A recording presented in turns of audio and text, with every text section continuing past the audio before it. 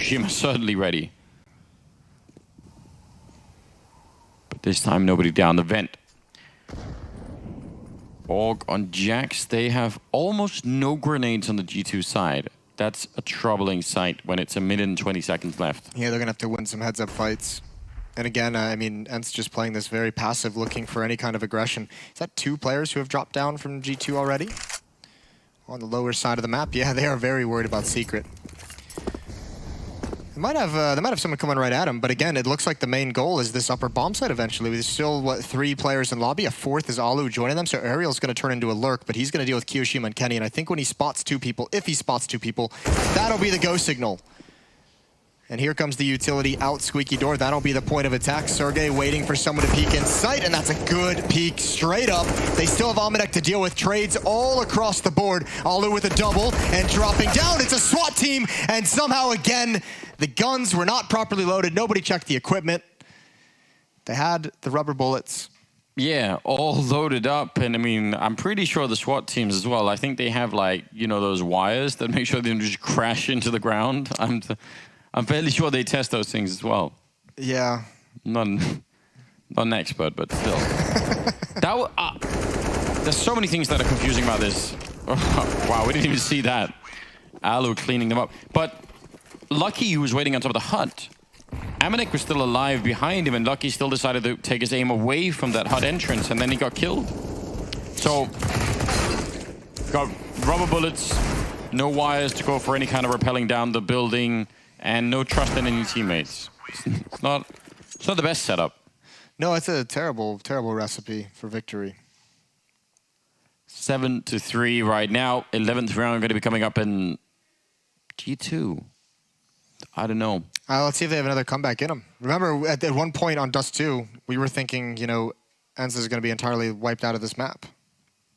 Is G2 looking so good? And then ENCE came back. We'll see if they have one more in them. I mean, G2 still won.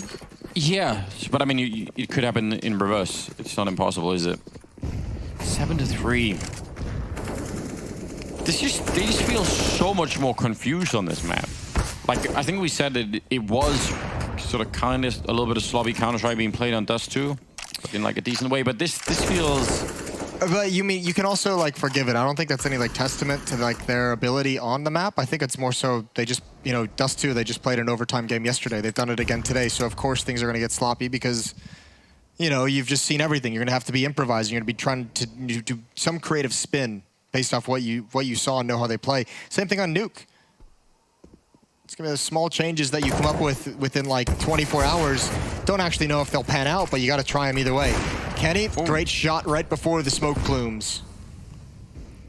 Kyoshima could have been a kill, maybe should have been. Oh, Alu defending his teammate. Ariel, even the grenade could have maybe killed him. Now Kenny fighting for his life back here, but ducked back inside of the flames, and that got him killed. Still, they're going to win the round. Great time for Jax to show up for a little bit of defense there, and that will be a 4th round. G2, kind of a must-win round as well. Take a lot of losses, though. They're still not out of the woods just yet. It's going to be another huge investment from the ENCE side of things. Alu with like 10K. I think Sergey had like 13K before the buy came in. And this is weird. We've seen a lot of rounds with Sunny with the Mac 10 in this game so far. They've actually, Alu just bought him one and dropped it over to him. So maybe specifically for that vent dive, right? Which we've seen, or maybe just because he's leading the way towards ramp room. And Jax has a nade in his hand. He's eating the flashbang. There goes the Mac 10. Keo's done great damage. Jax needs to be involved in this, but equal trades. However, the HP is not ideal for ENCE. It's really not. That ramp fight actually took a lot more out of them than I think even they were expecting. And it looked like they had really good flashbangs. So I'm not even sure why they didn't do more. If that goes through on the other side, yeah, that's a spectacular end to the round. Kenny still wanting to try and give us some fireworks here at the end and taking down Sergey. And gonna be, I'm not sure why they're swapping around so much. Yeah, I don't know why they've all like left that lower bomb site. Everyone just dipped. So had to have been some weird communication, but that's the breathing room that ENCE needed to get into some kind of a position that may allow them to steal this round away. There's a smoke unlucky, which is fortunate because there's 2 Molotovs left on ENCE, which, I mean, they're going to have to save them for a while before they can realistically make use of them. And I think now it doesn't even matter. X7, though, on top of the silo, and won't make it work. Lucky will take him down, and G2 going to win that 5th round anyway. I've got a new theory. Okay. Maybe I like where this is going. Maybe it's like a hazing ritual. Just keep buying him the Mac 10. Saying, like, you're new on the team. We're gonna make you feel welcome in that, you know, university frat kind of way. Yeah, here's a Mac 10. Get the bonus money and drop us guns. Yeah. For an entire tournament. You have to earn your spot here. Yep. It's ruined by the fact that he bought him AK. But thanks. Theory already destroyed and decimated. It's been tested. Results cannot be repeated. Maybe there should be that shot left the whole universe, didn't it? Like that hit the gravity could not keep that contained. That hit the International Space Station. Sergey is about to go down. This flank in lobby is a bit brutal. Oh, the boost over. Alu is going to go find that bullet at the International Space Station. Yeah. He's caught it when it came back. Yeah. That was good.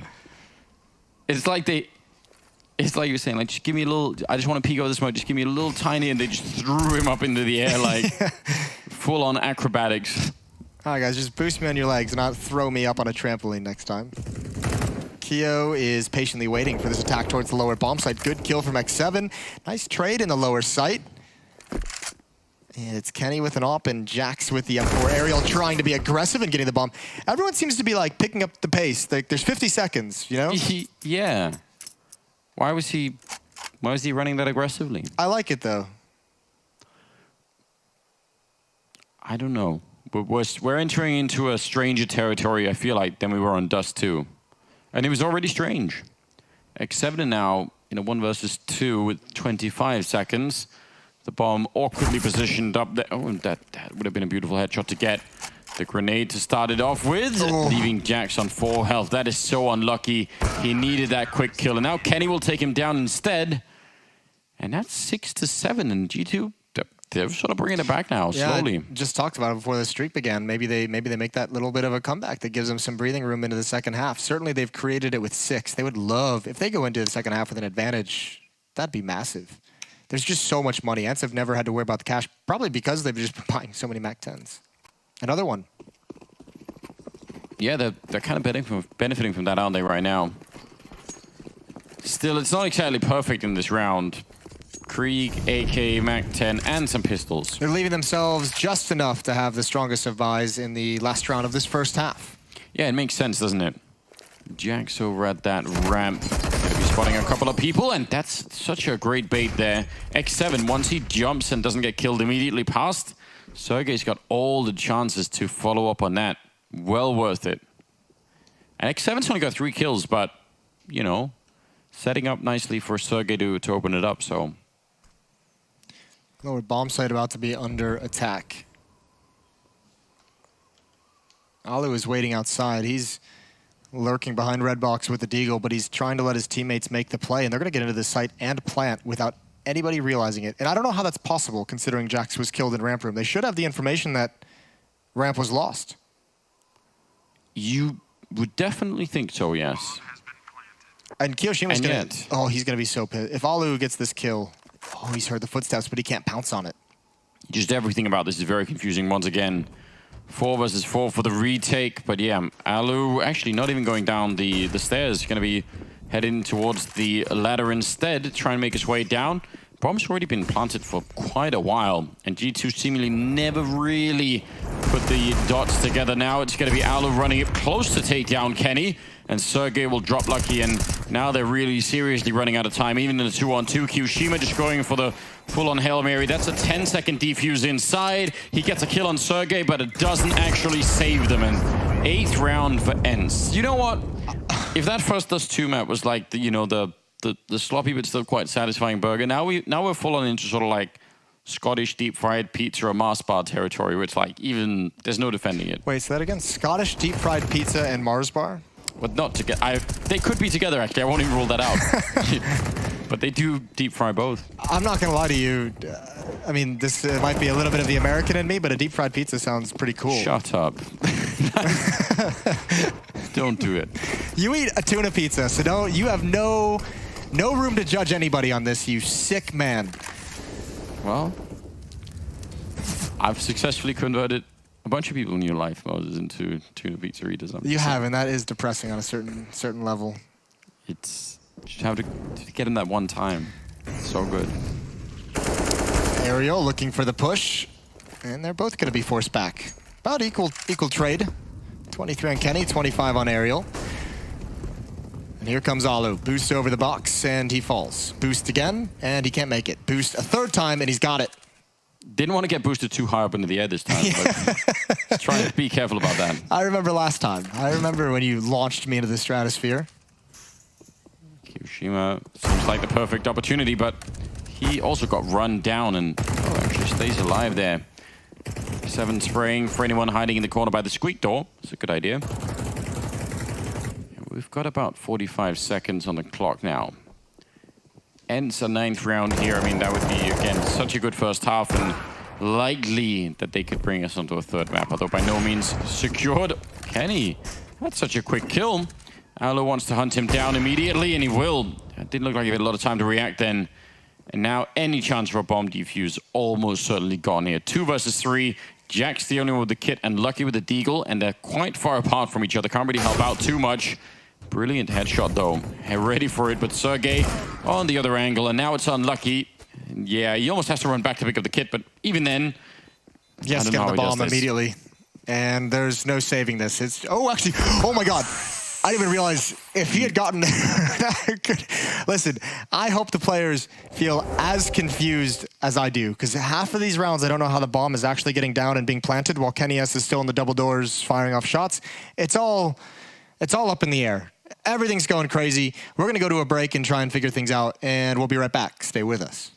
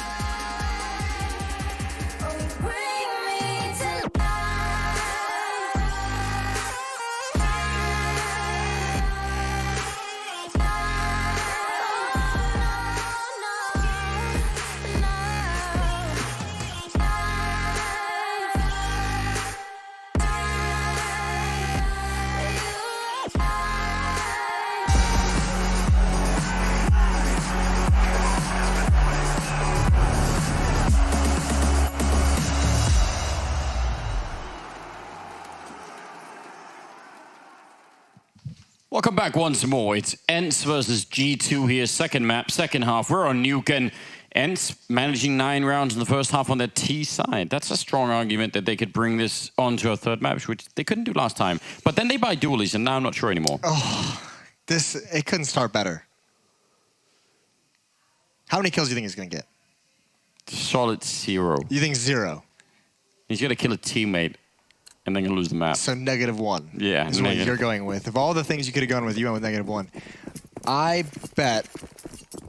Go on. He's going towards ramp room. I was going to say be a true 2. test of your I was going to mental say illness. 2, but I think he's definitely going to get at least 1. Kenny's dropped down the vents. This puts the dualies in play, in action over towards ramp room, and woo! He's got 1. He's got 2, baby! Woohoo! That's the vindication you've been waiting for a year. Listen, fair play. Great job, X7. It's the best I've seen ever.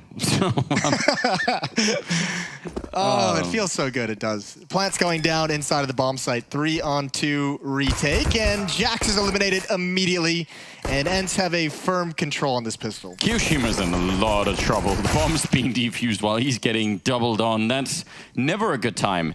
Alu aggressive even when that defuse or plant was going down. It's pretty cool. So ENCE will win the pistol. Great job. All on the dualies. Say it. It was. Well, listen, Jason, you were right. The dualies did have a big impact on that round. That's all I needed. 10-6 going into the second round, and the plant is going to help an AK-47 come out on Jax. There's going to be a second AK-47 dropped as well. So one of those pretty powerful second round buys out of the T side, even a Galil being picked up. So 3 rifles on the board for G2 trying to recover in this half. Odds, their Betway odds, completely dead even. Oh, that's pretty sick. Audience has no idea where to go. I can't blame them. I feel like... Especially after watching that first half. Yeah. That was a real scrappy, interesting first half. There's so many scenarios where I'm just thinking, like, I don't know why they are rotating the defense the way that they are. Or not rotating the defense. Or not rotating it. Yeah. And then half the time, even though it looked like it was just objectively, like scientifically the wrong move, it still worked out somehow. Like, fine then. You just play your style then. Kenny's up on the box, and that's dangerous if they come out of the stairwell, the secret Aerial. stairs, and Alu is going to be picking it up. He wanted more, and that was a bit greedy, but the counter flash out, they almost block each other, and now Kyoshima hunting them, and he got a little bit more than he was asking for. That UMP able to fight back, but they can't even escape Mini.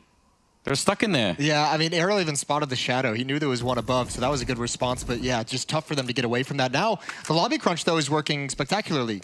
The bomb is going to be picked up. Kenny S, 38 seconds. And actually, the fact that they don't know really what's going on almost lured Kenny into getting a free kill. Yeah, now you would expect that ENCE, just the experience and everything else, that they can sort of calm things down, like take a deep breath and just remember, in the next 20 seconds, he has to get to bomb site. Let's not throw this away. They've split up a little bit, but not more than I think X7 could quickly backpedal, and surely he's going to be doing that now. Or he waits to the vents, and it's even better. He loses the fight, but 9 seconds. He can still get the bomb plant down, so Sergey's going to be right behind him, closing the door. Kenny punching in the digits, and that's going to be a bomb plant. Opening the door, and Kenny wins it. What a clutch, a quad kill. Also, Sergey turning the corner, I think he hit the wall. He went for a jump around the corner, and he got stalled out for half a second, which means Kenny had the time to get the bomb plant and recover his aim. That is a series of unfortunate events, if I've ever seen it. Yeah, there were a lot of things that had worked out really well. The timing especially was great, because he sort of just flung that door open, and not what he was looking for on the other side, was it? AK-47. Still, fair play to Kenny. That had to be an immediate headshot to win that clutch. If he doesn't get that kill right then and there, and I think that's why Sergey pressed the issue. The call was he's been dinked, he's low, he's red, obviously. And so Sergey just wanted to get involved in that fight before Kenny could get away. Can't even fault him for it, all things considered. 10-7 in the favor of ENCE now. But G2 a chance to fight back. I feel like surely X7 should have just held the actual ladder, because there was 10 seconds left. They knew Kenny was either gonna... I don't understand. He might have been trying. I mean, if you can put yourself at the door, right? And no matter if they get down vents, why even mess with that fight? You know, he has to go for the plant, and then you just pounce on him when he's planting. Regardless, it didn't work out. With whichever reasoning he was thinking in his head, it went the other way. Alu with the scout is trying to find something outside, but Kenny's got such a nice angle on him, and he's going to go down. Kenny with his first kill in the round, and now controlling towards CT spawn. He's also with Amanek, who has the bomb. They've got still time to play this slow. 40 seconds, but on nuke, I mean, as you can tell, you're right next to the bomb site half the time, so they can change that around. X7 could maybe get a chance to shoot someone in the back, but again, with that MP9, you really need to make that a killer quickly.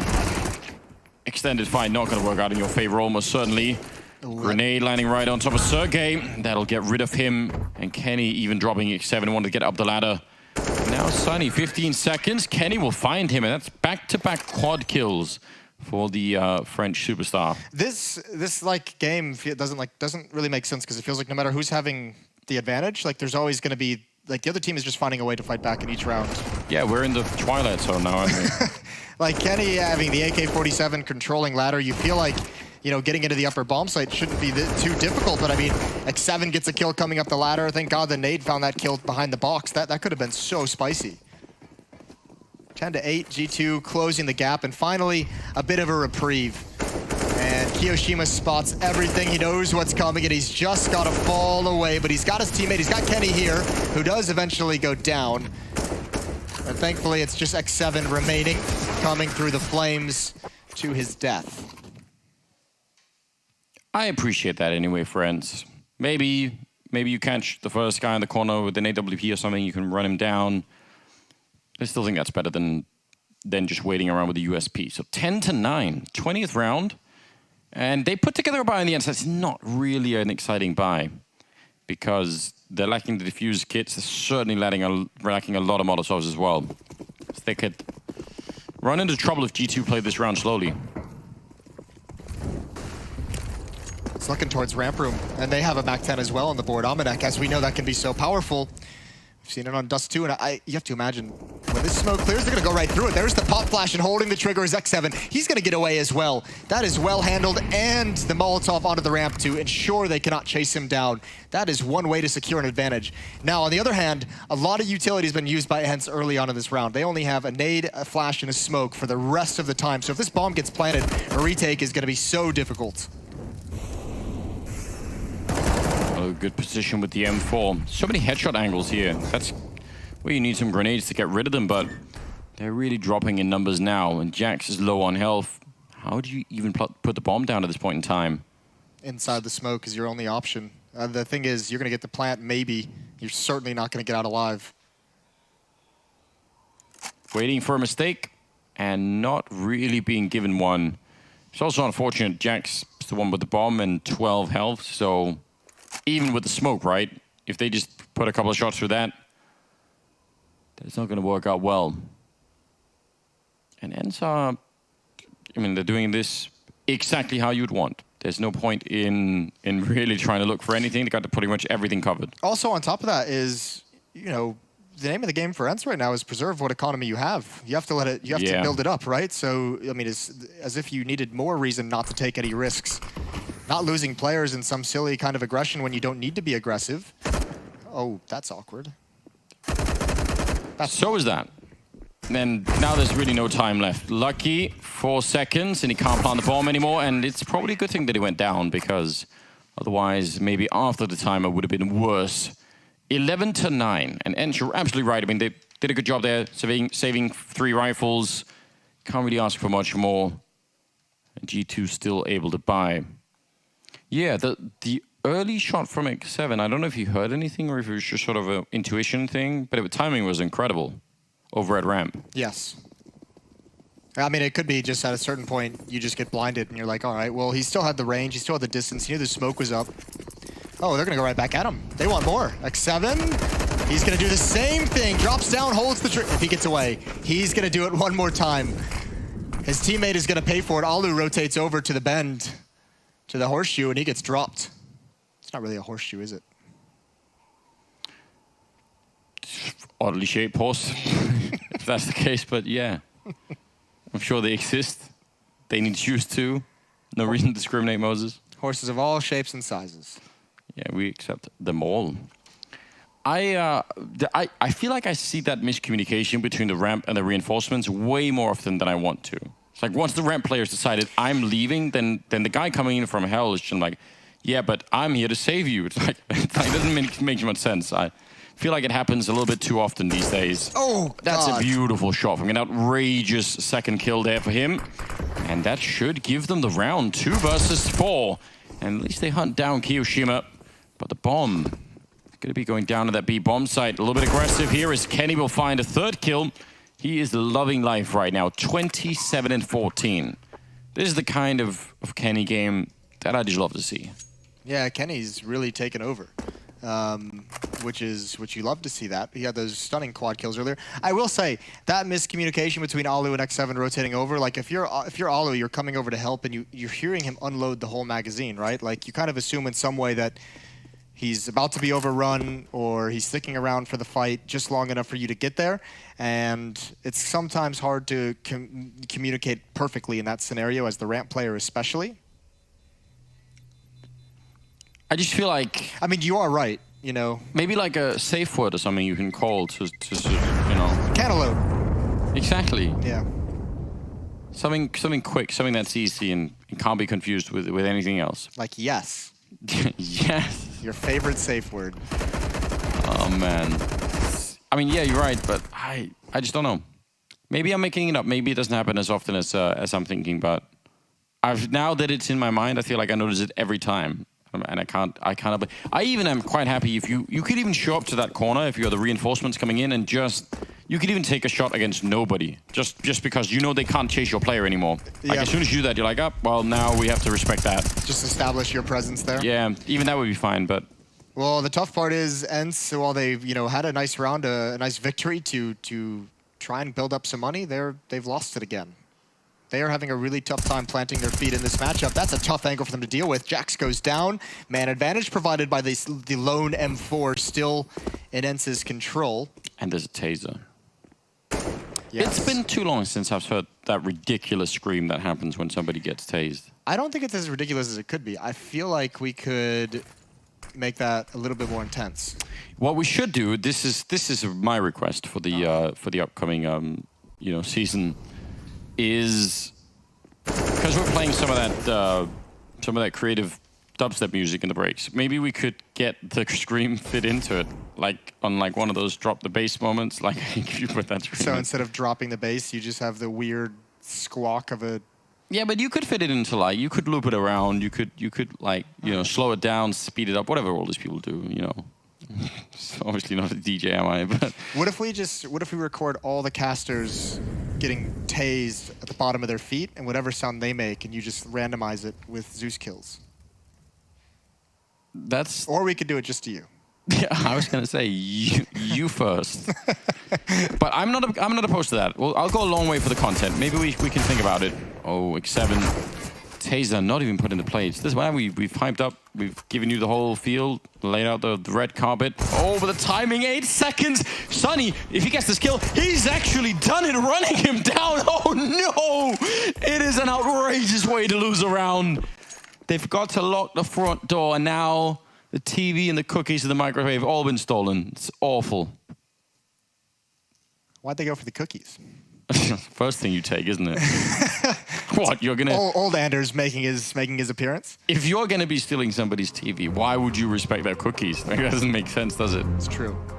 And you need energy for the general hype of the moment, don't you? So you got to think these things through. Like, you go camping, you bring rations. You go stealing, you eat cookies. That's how it works. 12-10 though. That is an outrageous way to lose a round, especially when you're about to tie things up. You've been playing very, very well to get yourself into this position, T-side of Nuke. It's a map that we kind of, attribute to ENCE being the stronger team on, and you have a real chance. And also, Kenny's playing lights out. A round like that is the one that can seal the deal down the stretch. And this also what a reversal of fortune. All of a sudden, ENCE have a ton of money on Alu and Sunny even after this buy. And also for G2, they've had to buy into their savings. Yeah, trying to give themselves a chance in this round. They still have a little bit left, but sort of a couple of people with less than they would have liked. G2 just want, obviously, to close this game out. Make it a 2-0 and avoid playing that third map. Sunny up on the hut, very flashed, but they don't really capitalize on it. And then Sergey will get a kill as well. That's going to leave them 5 versus 3. And this feels like this is when ENCE just turn it around. Now they have a very, very dominant control of the game. Economically, and certainly with the 3-round lead that's about to happen, it'll be very hard to stop them. Yeah, this is going to be tough. They have that, like, Darth Vader force grip on this map. I don't know if G2 can come back into it. Keo tags him in the air, and X7 can just buy time for his teammates to rotate over. Alu is coming over slowly but surely, and you can see Kiyoshima putting himself into safety. Alu's going to take him down. 13-10. And the money for G2 is essentially gone. They can buy here if they want to be really aggressive, but if they buy here, like the whole half is on that investment. I won't lie. If I'm Kiyoshima fighting X7 behind that box, and he just never even fights me after I get that damage. What are you typing to him in chat? Coward. I don't know. I'd be upset. I'd be like, come on, just at least. Give us a fair fight, yeah. All right, well, no investment. There's some armor, some upgraded pistols on the G2 side, but they haven't spent a whole lot of money, which I personally appreciate. Sunny's going to be watching for the door. Now, they have taken over outside. Kenny S and Jax on the red box, Kiyoshima on the roof, but still feels like a losing battle everywhere you look, especially with the Krieg just zoned in on that door. A lot of early damage taken by G2. It's one of these rounds where, to even dream of it, you just need instant headshots with the deals without really taking any damage, and well, that battle's pretty much already lost. A little bit onto Alu there. The shadow showing, so they definitely know where some of those players are. It's very suspicious, all the activity that's happening on top of the mini roof. Jax already out of the round, and Lucky and Kenny are not that far behind. Yeah, just no commitment. If you're G2, you can't really do that. Again, waiting for mistakes that just aren't coming. And playing this very, very smart, even doubling up in mini. Sunny and Alu handling business. It's just Lucky. And he's peering in towards ramp room, hoping he's going to find X7, who's no longer there. So it's going to be 14-10. Plenty of cash built up now on ENCE. They have, I mean, G2 has such a tough task. They now have to rattle off like 3, maybe 4 in a row to take that money away from this defense? Yeah, just that's one part of it, but just like this whole nuke map has just been very odd, and I feel like I'm not really seeing the threads here for G2. I'm not seeing the pattern that's going to bring them back into it. 14-10, big lead for ENCE. We might actually get a third map. It feels like that's where we're headed right now. I think that was a quad kill for Sunny in that round, and he's up to 27. Right behind Kenny at 28. So that's a cool battle to have all on its own. Yeah, well, I mean, this is probably the best we've seen Sunny since his return, which admittedly hasn't been a whole lot of games under his belt quite yet, but obviously you could see some of his powers, so to speak.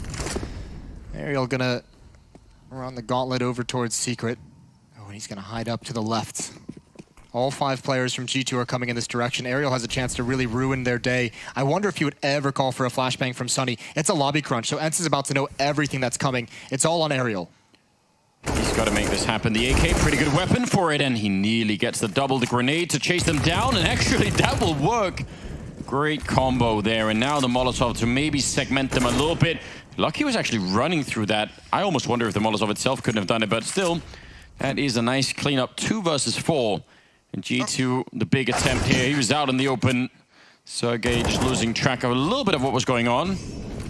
But they should still be fine. 3 versus 2. Yeah, but they're both trapped inside the bomb site. Jax is so incredibly low. 2-on-3 scenario. X7 and Sunny and ramp room, and Alu, I believe, is still all the way outside. So he's got a bit of a route to run to get involved in this retake. So Sunny and X7 might actually have to start probing and pressuring before Alu gets here. Plenty of utility, though, for this ENCE team in the retake, but only 1 kid on X7. Well, we said it many times that some of these rounds that teams should be winning, and they're just not. So ENCE probably crossing their fingers and hoping this isn't going to be one of them. Kenny Gets a kill, he's very low on health. Now a 2-on-2, and a lot of time has already passed. Jax with a headshot, and oh my god, somehow they can't close it out. 2-on-3, they knew where they were. It was actually 2-on-4 at one point, and Jax with a triple, and G2 at 11 rounds. I'm amazed that ENCE actually gave him the space to get that bomb planted, especially once you dink Jax. Why is there no more pressure being applied? You had 2 players in ramp room, everyone was kind of walking around. So again, it's one of those weird things where we noticed it kind of in the first half of like, it felt like some communication from these teams wasn't being passed on, and maybe that's just happened again. So I'm not sure why they shied away so far from the bomb site to give that much time. Like if G2 is going to get the bomb planted, and then you give them, 10, 15 seconds to get in post-plant positions, that's craziness. Yeah, I can't even really explain it. I'm having a hard time figuring out, 'cause some of these things to me even seem like they even if you're playing with just sort of random people, some of them you should be able to just play based on intuition. Yeah. I'm almost wondering if they're just way overthinking some of this at this point. I'm not trying to be like too critical of it. It just seems like there's the small details are missing. And as we've kind of talked about that with these teams, and like obviously Sunny coming in, a relatively new lineup for ENCE in that sense as a group. Obviously G2, there's going to be some of those in there with their situation. So I guess it's kind of what you'd expect. And also replaying the same map 2 days in a row. Yeah, that's another thing, isn't it? Well, X7 deep in the corner. Oh, Aloe with the shoulder peek. That's so good. Takes away so much attention. It was a team kill, but otherwise probably would have been X7's kill to get no matter what. And now Kenny in a 1 versus 4. And they definitely hear him stepping. He's got the bomb. I mean, I don't know. There's no rights and wrongs here. Just might as well just try and go for the bomb plant. Instead, he's going to try and fake it out a single time. That's pretty good. But now more people have shown up to the party. Yeah, I want to see if he can replay the success of the earlier fake. And they're tired of waiting for him. And Sergey will be able to get the kill. 15-11. And ENCE finally at map point. 4 chances to close this out. And they actually have a pretty decent one, at least in this first round. Not a lot of money for the G2 side on their offense. Keo starting at 1900. Amanek starting at 2K. Kenny's going to be on a CZ. Yeah, it's 1 AK-47 and 4 upgraded pistols. I feel like what's been weird this game is that usually throughout a half we'll have like, once or twice or maybe 3 times if things get real crazy where somebody, turns a 2-on-4 or a 3-on-5 or something. But usually those are like 85% plus, chances to win rounds. And in this game, it's just every other round, someone's 2 or 3 men down. Yeah. And they just casually, turn it into a win. Which is, admittedly, it's been a lot of fun, but it's also hard to explain. Jax goes down through the smoke, not even a chance. Alu deciding that now is the time. That's all their utility outside. They need to get something out of this if you're G2. That's their AK-47 that's passed over to Kiyoshima as well. But the fact that they haven't gained anything, like they have control of warehouse, that's great. But what you can't actually do anything with this, and Alu, especially with those smokes in his face, he'll be loving life at this point. Oh, he finds even Kiyoshima at the end. It was all down to timing, and this is it for Nuke for G2. Alu gonna shut it down. 4 kills from in the final round, a 16-11 victory.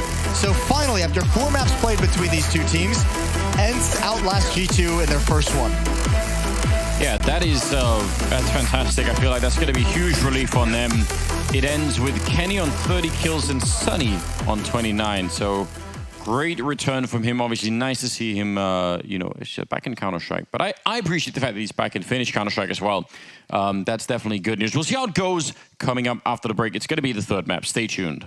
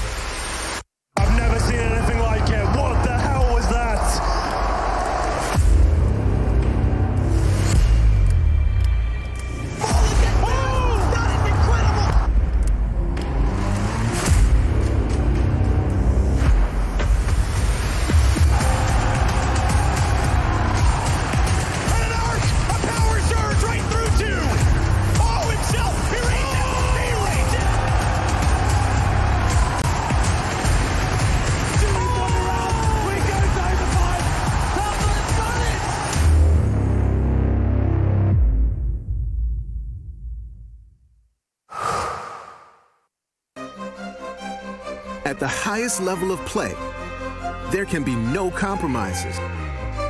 Gamers demand the highest clock speeds to give them the FPS they need to perform. Rise to the moment. Intel Core i7, the official CPU of ESL 1. Game, record, stream without compromise. Tell him we're flexible. Don't worry, my Dutch is okay. Just okay? Deze man is erg super. Tell him we need this merger. En hij heeft een knuffel nodig. It's happening. Just okay is not okay, especially when it comes to your network. AT&T is America's best wireless network according to America's biggest test. Now with 5G Evolution, the first step to 5G. More for your thing. That's our thing.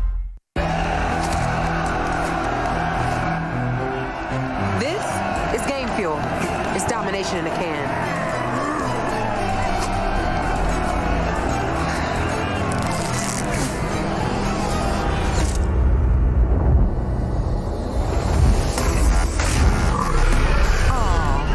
Tastes like loser tears. New Mountain Dew Amp Game Fuel. Victory in a can.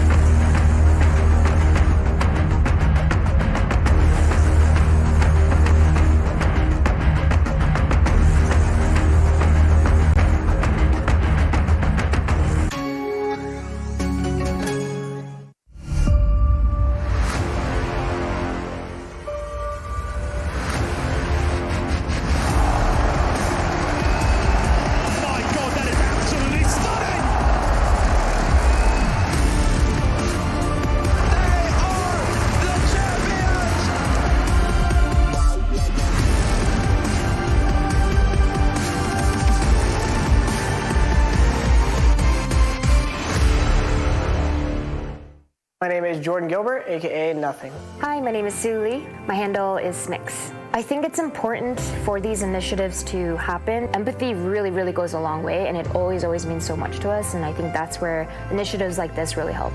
I encourage everyone in the community, anytime they see bullying, anytime they see someone getting called names, I encourage you to step up and say something. Good luck, have fun. Good luck, have fun.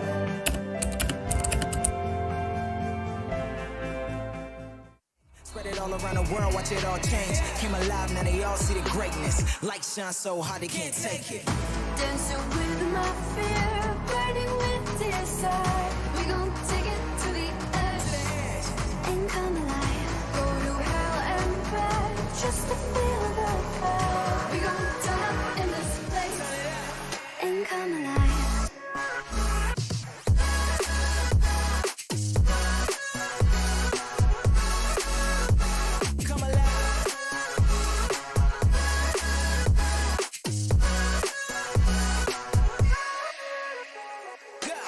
Walk a different path, nothing can hold me back. I passed the point of no return, something is calling me. It's in the air that I breathe. Bring me back to life again. Dancing with my fear, burning with desire. We gon' take it to the edge and come alive. Go to hell and back just to feel the fire. We gon' turn up in this place and come alive.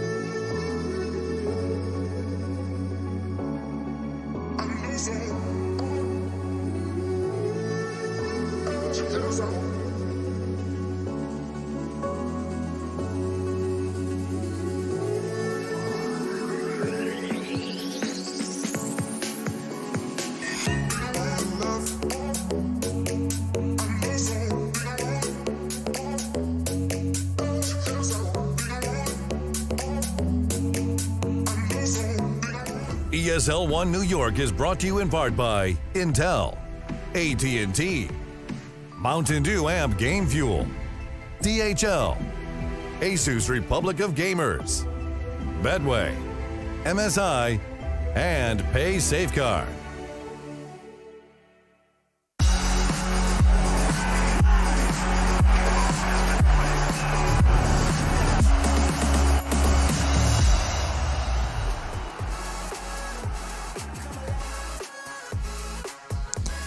This is ESL One powered by Intel, and G2 and ENCE are going head-to-head in New York, and they've made it 1-1. ENCE seem to have sorted out their problems we witnessed on Dust 2, managed to surprise the French on Nuke, and to be honest, they surprised us, didn't they, Jacob? For a moment, I thought it was going to be like yesterday, ENCE getting off to a good start, feeling like they're in control, and then G2 all of a sudden picking it apart and winning the map.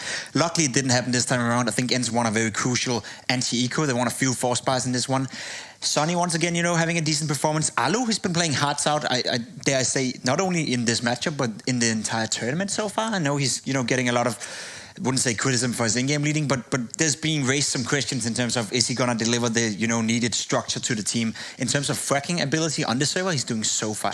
Yeah, and it's a point to be made about these players who have to step in and be the in-game leader, where that's not really what they wanted to do at the beginning of their career. And these players, they usually drop off massively individually. And I have to say, yes, I criticize ENCE tactically speaking, but Alu, he's been lights out individually. That's a very good sign if we're trying to be positive. But at the same time, individually, that's not his job anymore. He's meant to be looking after the whole team. Yes, he has, but yeah, if he can have the impact, he's the AWP, right? Remember, Fallen, SK, Mabiar, the good times. He was the key centerpiece of the play, and he had a lot of impact with the AWP. So Alu could do it. I think that's never going to be a bad thing to have a fragging in-game leader.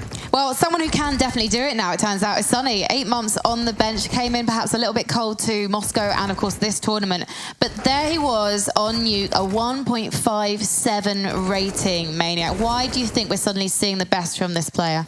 Well, I don't want to take too many risks. That's just one series so far. But I do want to say that even if he played Deathmatch, he played FPL when he was on the bench. He said it himself. That is not the same as being on a team. That's not the same as being caught up with the meta and thinking fast. I think he needs a period of time to kind of adjust himself. Sure. And he's showing up right now. That's really good, because this is the kind of performance that he's going to need to put up with ENCE for them to succeed. For sure. He has to be part of a unit, right? He has to be part of a team that is willing to set him up, a team that understands how he wanted to be set up on the server. As you said, playing FPL, it's all about setting yourself up for success. It's all about running around, killing people, and just, you know, feeling free on the server, where there's basically no responsibility in the moves you make whatsoever. When you're playing on a team, when you're part of a unit, as ENCE is still, you gotta be able to sort of like fit into the system, and you gotta be able to have the trust from your teammates that is willing to flash for you, that is willing to bait for you, that understands that he's supposed to be the guy basically to set up. So I think it's again, you know, it's growing pain issues. It's part of, you know, finding where does Sonic succeed, how do we set him up, how do we use him effectively. And so far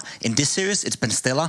But, you know, ever since he gotten back, Moscow was a little bit of a disappointment. The first series against T2 yesterday was disappointing. So hopefully he can keep this up, and that's when I will start to believe that ENCE potentially could be the team they were before. Well, there's absolutely no question that ENCE were a better team on Nuke than we saw them yesterday. Sure. But G2, the force buys coming back into effect. Have they learned nothing? Listen, the first half was very much beast repetitive from yesterday. It's very messy, people winning force buys left and right, clutches that shouldn't happen. But then when you switch over to the second half, ENCE finally with a strong defense. Granted, they got surprised by that force buy. They lost the 3 rounds in a row. But then after that, that was it. That was close. G2 won a 2 versus 5 with Kenny S and Jax, I believe. And after that, that was it. Completely closed out of the server. They couldn't find the solutions. And if we talk about T-sides and complication, moving on to Overpass, that is my one fear for G2. Are they going to be able to put up T-sides on the board? Shox isn't here. They're basically an organized mix. Overpass is not a friendly map for that. Kiyoshima went -13 and MNX went -11. You know, those two are the two aggressive riflers of G2. Those two are supposed to be the guy that opens up a lot of space and enables the Lucky and the Jax in order to make them, you know, have an impact in the game. So in that sense, it was a little not a good sign coming into Overpass that the two main aggressors on the rifle side from G2 had a very rough game. And Overpass does not seem like it's going to be the best map pick for G2 either. Not that they picked it, of course, but it got to this point and they lost their last 4 matches on it, Maniac. Yes, these things are not looking good. And historically, I think their T side on Overpass was always abysmal. I'm going to be honest. Their CT side was really good, and also because Shox understood the map pretty well. His positioning as a rotation was pretty much on point. He knew where to be. I think Amanek can do that as well. I think Amanek can fulfill that role. But on the T side, I'm very, very scared for the Frenchies.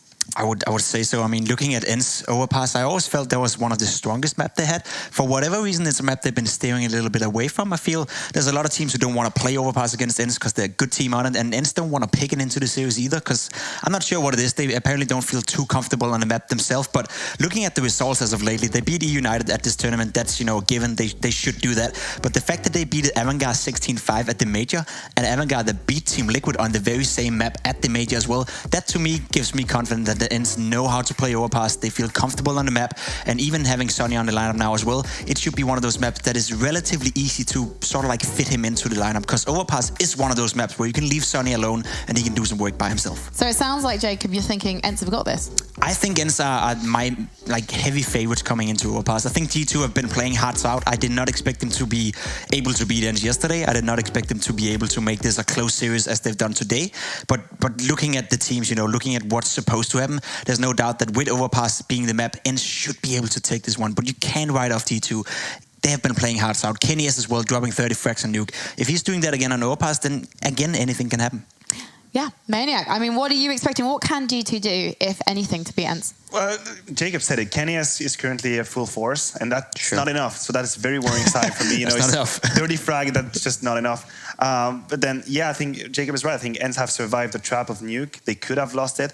You have to think about G2 and their situation. They have a very small comfort zone, right? They are a 5 that hasn't played together for so long. Nuke was definitely in the bag of the maps they could play. Dust 2, obviously. But I don't believe Overpass is in that area. I think either individually they just surpass themselves and they, you know, make that Cinderella story where logic just doesn't exist. And it can happen. That's the beauty of Counter-Strike. But if you look at the fact, at the logic, I think ENCE have it in the bag. So we're both saying ENCE then? I would say so. I mean, Kiyoshima and Amanek having a rough game, that's for me going to be the two players I will look towards. I think them being aggressive riflers on a map like Overpass, especially on the CT side, if they want to play that up front, if they want to get inside the faces of ENCE, those two are the players that needs to step it up. Well, we will find out if ENCE can indeed step it up and book their place in the semi-finals against Evil Geniuses tomorrow after this break, when we'll return with Moses and Anders.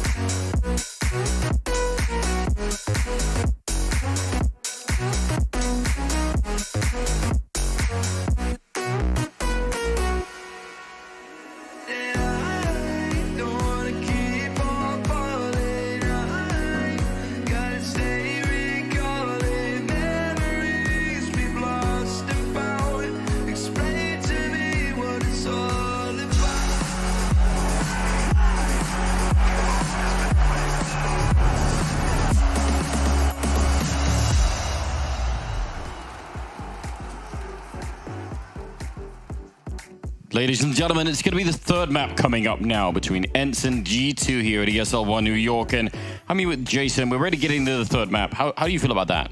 I'm excited for it. These last two maps have been a little bit crazy, a little bit wild because they played both of them, just yesterday against each other. They're very close affairs, and again, overtime on Dust 2.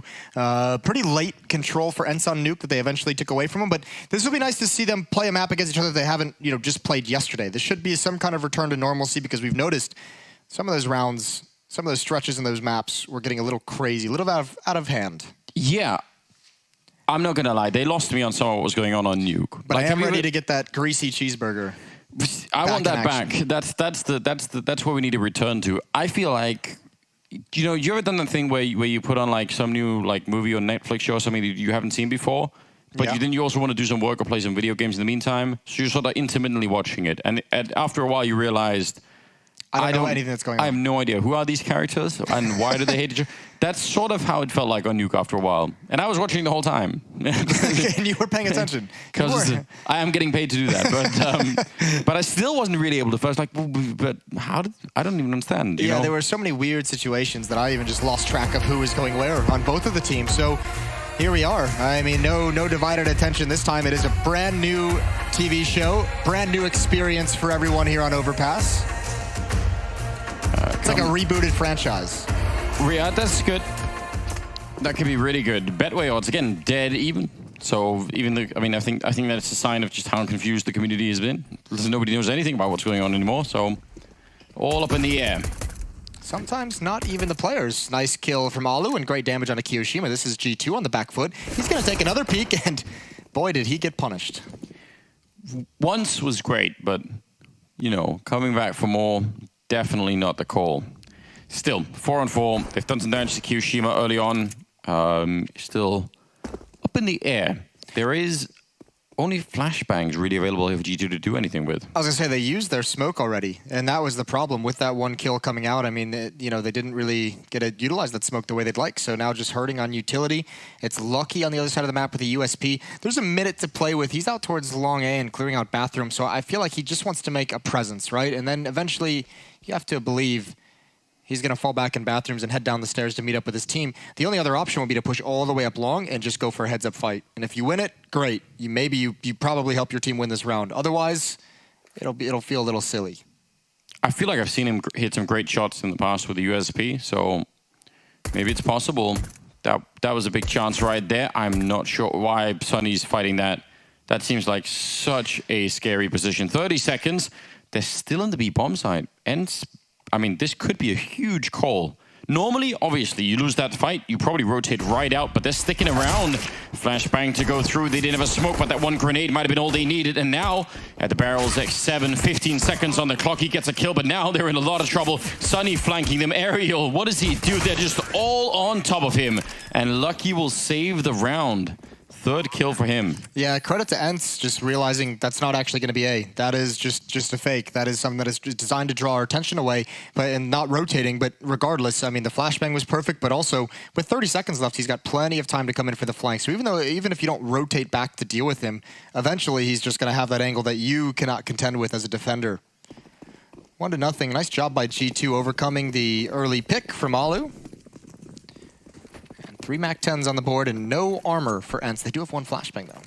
And I believe we saw Aerial adjusting his monitor like 1/10 of a centimeter towards him. So if that makes the difference, that's kind of impressive, Well, Kenny S has an AK-47, and he is all alone at Playground. Now the MAC-10s are coming to provide him some support, provide him some space, and they do just that. Nobody falls for the G2 offense.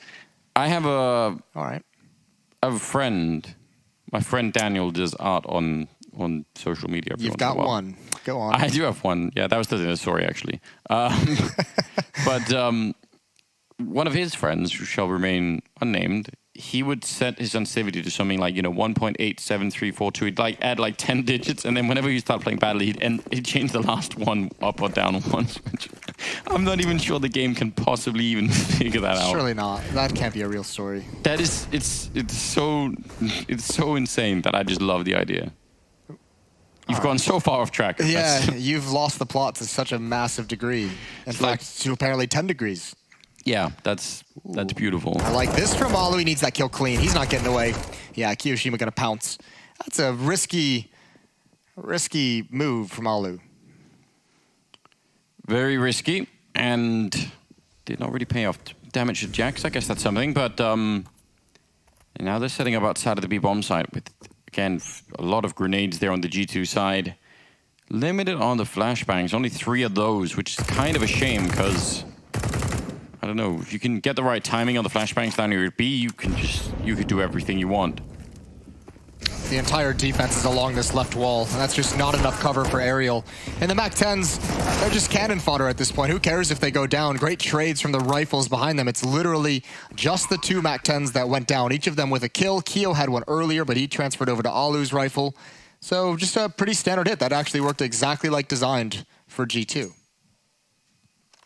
Yeah, I mean, I don't even know what ENCE could have done differently. It's when you don't have the monster control and you're up against that left wall line you were saying, they are always going to get that wide angle against you. So even if you win any one of those fights, yeah, but there'll just be more people who are now fighting at even worse angles from your point of view, and they even find Sunny at the end. This is a great start. But there's just no way to properly cover each other, right? Because that first guy has to watch towards sandbags. Yes. And the second guy who's farther back along the wall, he was even, I think, transitioning in towards water. But as soon as that first MAC-10 gets past his angle or his sight line, that first guy's just dead. He's not even paying attention. He's not even looking in that area. So G2 taking advantage of some ENCE miscues. And as you said, a great start, 3-0, and they've built up money already. I mean, 3 players over 6,000. Ominex not too far behind at 5,000 or 5,300. ENCE really, even in a loss in this round, if they don't somehow turn this in their favor, they need to get they need to start chipping away at this economy right away. Yeah, some damage, some kills coming out. They have armor on 3 people, so... The one crazy thing that's been really fun about this matchup, both tonight and yesterday in their series, is that no matter who's getting out to this really good start, no matter who's establishing the dominance early, there always seems to be a comeback. Like the other team always seems to make some kind of a run, no matter how unlikely it seems, and no matter how bad they were getting dominated for 5 or 6 rounds, and they start to make it a respectable scoreline going into the second half. Yeah, that has been kind of a feature of it. Alu actually could have followed that one up. Now, the push out long has been very well spotted. Long range there, Kiyoshima able to handle himself. And Sunny and Sergey are kind of on the wrong side of the action here. Amanek is even holding the connector, I believe, so I don't need... It's going to be easy. It's not going to be easy to make your way through here. He's got all the health.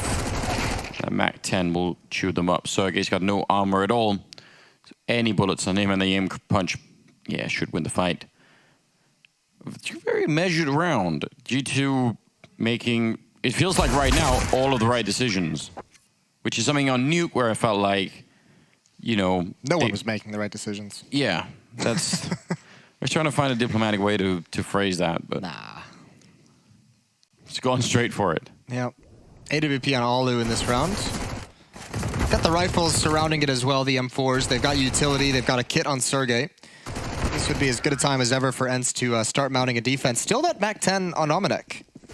Both of these teams choosing to go for we saw ENCE on Nuke. They were giving the MAC-10 over to Sunny and just having him get in vent with it. So stronger weapons obviously can be afforded, just choosing to play with this MAC-10.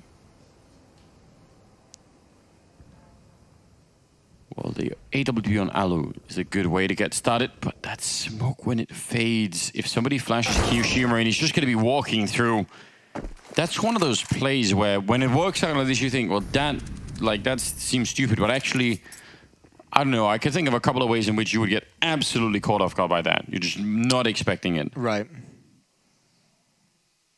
He's going to be going down. Not really. I mean, I guess he saw a couple of people forward, but not even a lot of information to work with for his team, right? No, it's just 2, and unfortunately, I mean, everyone was so far back on the map. That's changed now. Lucky was in this position, but Amanek and Jax were all the way at the back of that underpass. Kenny S was still very far back, even behind Playground, so there was no one who could really help him get into a better position. Even just a pop flash might have been worth it, but certainly they can't take advantage of anything he saw.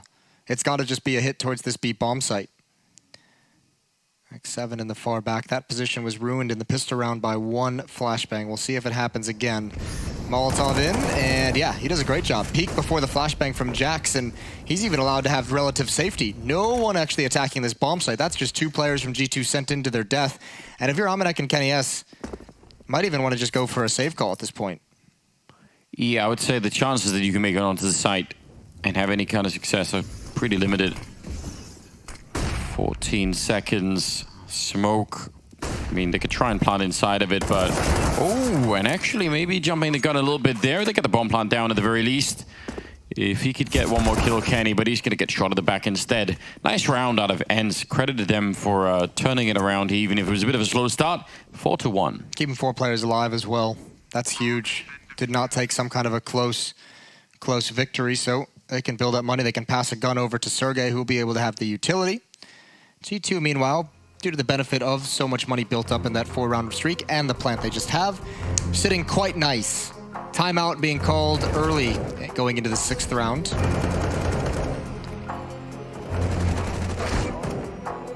Definitely a moment there of slight worry if they could have picked up one more kill there. Also, it even looked like Sergey was almost not looking for a kill. It actually looked like he was just his screen was going to be the wrong angle. But they averted that danger. We'll see if they could put Alu back into play with that AWP. I feel like that's got to be part of the solution, surely, for ENCE. Big piece of the puzzle. He had some spectacular clutches earlier on in the series as well. I think they'll need him eventually on this defensive half. I mean, surely on a map like Overpass, the AWPer can dictate so much. They'll need him to have a few really, really solid rounds at the very least. Here he is getting aggressive again, as we've seen previously. Smoke to put out the Molotov to allow passage. Deep nade deals damage to Keo. And Sergey. Well, that nade itself could do good damage. It does. Look at Lucky. 55 HP dealt. Yeah, he heard them running and he thought, you know what? Since you smoked it off, I'll just return the grenade and then we'll see each other later. That's actually 3 members of G2 somewhat tagged up, just without even engaging anyone. Yeah, no chance of even a return. And this is now G2 just giving up all map control towards Playground, towards Fountain, towards Long A. They're just going to set up and attack this B bomb site. Plenty of utility for a full set piece. This could actually be a pretty aggressive, utility-heavy attack. Well, that'll do it. 2 through this smoke. Why not? Yeah, just as you're counting that down in your head, aren't you? You're absolutely ready to go. And then there's no entry. It's very reminiscent of the last round, isn't it? It's sort of like you sort of trying to do it, but then half the force just dies even outside of the bomb site. Now trying to see if they could boost in to get a kill in return. And finding no targets. Yeah, I'm not even sure how to get back into a run like this. Sonny might have even heard that drop and called out for the boost, so they have to know at least 2 players are here, more than likely. And with that much utility being thrown at one point, they had to have known it was at least 4. So this defense is on notice. 17 seconds left. Good kill from Amanek. He's been so stellar at finding entries with this Krieg. One more could do something spectacular, and he's got that as well. 10 seconds now. Surely ENCE does not let them stay alive in this round. The bomb is being planted. They can't take it down. Sonny trying to make it. He's inside of the smoke. There should be no way for Dieter to get back in this, but somehow it's a 3-on-3. But the bomb planted now as well. No time left in that round. If they'd shut down Kenny, that would have been the end. And Sonny now, a big play there to take the kill. All unlucky in a 1 versus 2. The smoke, I mean, yeah, it's going to provide a little bit of a gap, but not enough. And Sergey will still end up winning the round for ENCE. A second on the board, and I don't know. It was way more scary. They lost 3 people at the end of that. So it's still going to hurt their economy. I don't know. That was a great play on Amanek, wasn't it? Yeah, I mean, he's been doing that all day long. That's been one of the toughest things for ENCE to really control. And again, I mean, it's a 3-on-5 here. In fact, he's able to get those 2 kills is stunning. The bomb plan is going to help out massively. If Kenny hits that 1 shot to support his teammate, that might have been very, very doable. Either way, ENCE still fighting to get back into this and still fighting to establish some semblance of economic control. Kenny S is going to have the AWP. Amanek still has 10k, so anyone who needs a weapon on the G2 side of things is going to be just fine. Yeah, good to have a little bit of a bank in that. 4-2 lead here. That's great early on Overpass T side. You're going to be happy about that no matter what. And there are still so many options to explore. it feels like maybe the B1 could be down prioritized a little bit for G2. Maybe they started thinking, you know what? We're not having that much of a great time outside of the B-bomb site. Maybe it's worth testing A. That would be a nice change of pace. Go towards the other side. Maybe they don't want to mess with the AWP. Well, you can't even blame them for that, can you? Who actually wants to fight Alu? Yeah, but at some point, right? At some point in this half, surely you're going to have to neutralize that op, or at least go at it and see if you can test. They've kind of gone in this direction and usually shied away from it. Sometimes it's just been Keo trying to, we saw him trying to cleverly like crouch through a smoke. That didn't pan out well. So utility being used over by Fountain to establish some kind of safe zone that they can use to move forward and establish map control. Alu taking a little bit of damage, but he's not fallen all the way back. I kind of like this. I think sometimes people are really quick to give up, you know, the whole entire part of this map as soon as they fall off the first corner. And if you can just stick around like this, you'll get just a bit more warning. They have to use more grenades. If you feel confident in doing it, I think it's actually it's a big play. The benefits it can provide moving forward as well. If they have to be worried about, you know, someone Hopper confidently standing in bathrooms and just fighting a retreating battle, that can be such a difficult thing. So even just having a presence there at least once or twice, but I like the call even more from ENCE with 35 seconds left to just drop back into the bomb site. I'm so scared about the time here for G2. We've seen them. I mean, the bomb is just now passing the Fountain. They've got a long way to go, 25 seconds, and this fight has to be clean. I mean, 5-on-5 with 3 men on the A bomb site. I think it's going to be anything but. Sergey will get the first kill. Alu goes down. Jax, that's a huge run into the bomb site. And Sunny, they know where he is, and they're just going to double team him. 6 seconds left for the bomb plant. If there had been a flank or anything like that, it would have been a disaster. X7 will catch Amanek and jumping into the site. He actually could have got that kill unlucky as well. And now it's Aerial versus Kenny, a one-on-one. He doesn't have a smoke or anything, and Kenny's out there with that AWP. Surely he gets that kill every single time. Double kill for Kenny in the round, a double for Lucky, and G2. Very close call, but they win it. And look at the money for ENCE. Oh dear. I think the frustrating thing for that ENCE defense has got to be the fact that Sunny wasn't able to get that kill at long fast enough. I don't know if he was trying to get like 1 or 2, or if like line up a second one, but the fact that the player, I think it was Jax, right before Sunny kills him in that corner, he's able to get the player inside of the bomb site. That opens everything up. That's such a huge, huge kill that comes out just half second too late. 5-2, and that's the money gone for ENCE. And now, I mean, you want to talk about Alu and what kind of an impact he can have. He better have most of it in this round. The only weapon they have to fight with, but he's already backing up into the site. He's heading towards long, and there's no one there. So the one gun for the defense is as far away as humanly possible on the map. Yeah, he's trying to be very mobile, but I mean, it's kind of a hard thing to guess, isn't it? Exactly where they're going to be. Waiting around at a long even... Is he jumping to try and look over? Can he do that? How much can he see? Is he just trying to avoid a flashbang if it shows up? Could be both. Look how passive G2 is, though. With that one pick, Kenny is still so far back, just looking towards long, looking for any kind of aggression. They're pretty much allowing Kiyoshima. He's just unleashed. Kyo, go find out what's in that A bomb site. And he hasn't turned the corner yet, but he'll find a free site. Sunny and Aerial on the rotation back. Some of this is down to timing. But I don't think they'll expect Kyo to be here. That is not going to be a kill, but he's controlling. They still don't know Alu is out towards long, and that's the big question. How long will Alu go undiscovered? No one looking in that direction. Kenny S is going to start planting. Alu's going to try and stop it, but he finds Kyo. He finds the second, the no-scope as well. Wow. And it's a 3-on-4. That isn't even a bad play for Jax. He almost has to try and do that. Now finally, Alu goes down, defusing inside of the smoke. It's going to take a long time, but now Kenny, he gets the shot through. He had the angle, and that is a bit of a save. Otherwise, who knows what could have happened. That was scary for a minute, wasn't it? That was starting to get unsettling, that the defuse was going on that long, and Kenny especially, I mean, it's fair play to ENCE, swinging and just taking the fight, just trying to keep his attention away from the bomb diffuser.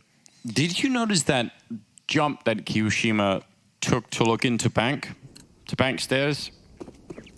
It's kind of cool. I think he uses the fact that there's like a little roof to that building that he jumps into, so it isn't like the full jump, but also I think he actually sort of backed off into the wall, and it slowed him down so there was no noise even. Like everything about that just actually looked really cool. It's like a little detail. We'll have to go back and investigate. Do love that sexy French Counter-Strike sometimes. 6-2. I don't think anyone said that. People should have said that. Ooh, nice. Look at this. That's hot. That was. All right. Well, spam porn. Yeah, that should be a subreddit, shouldn't it? Sunny goes down to Lucky, obviously, but Kenny overstepping the mark a little bit. Did not even seem necessary to try and take that fight at the corner. They've chipped away without committing too many resources. I mean, just Kenny down, and you have X7 alone at the B bomb site. Sergey's on a mission here. He's going to go for the flank. Kiyoshima looking for this turn of the corner. They get in a fight. Big win for Sergey. Kyo, despite looking in that direction, did not feel super ready for the battle. And still, just one defender at this B bomb site. It's X7 playing far back at Graffiti. Amanek, if he's got any utility, which he does not. Oh, but he could catch him, couldn't he? Krieg is out. I don't know if Sergey's... He seems like he might be mentally ready for it. The grenade. He could have been dead already. 28 seconds. Well, that's confirming that at least there's one person there. Alu's been furiously rotating back and forth, and it feels like he's found the right place to be. That AWP in play. They don't have any smokes to cross this gap, and I don't know if they're even going to make it. Alu, he's so fast with this rifle. You need smokes to get rid of him. 10 seconds trying to plant. Alu going to be almost certainly winning the round. That's a third kill for him. That is exactly what they need right here in ENCE. That's a steal, isn't it? Yeah, you have to really enjoy that. We mentioned they were going to need Alu at least a couple times in this half to get him really fired up and going. He has to be the engine a little bit for this defense. Still, a round where it felt like G2 had an advantage. Almost felt like while faking ENCE out, they also kind of confused themselves entirely on where the best place to attack was. That little fake over towards the A bomb site was like half committed, half not really committed, and then they had to fall back towards B, so I mean, ENCE kind of read what was coming. Still, another round for G2 to invest in, and there's no money on the ENCE side of things. They could actually ruin the day, and that's an awkward... Everything about that fight is awkward. Kenny's alive. X7's going to be furious.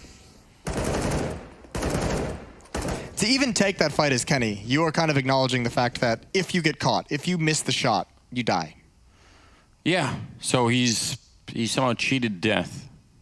And if I learned anything about watching Final Destination is that does not work out well. It always comes back, doesn't it? You got to be real careful about that. And now it's going to be way more horrific.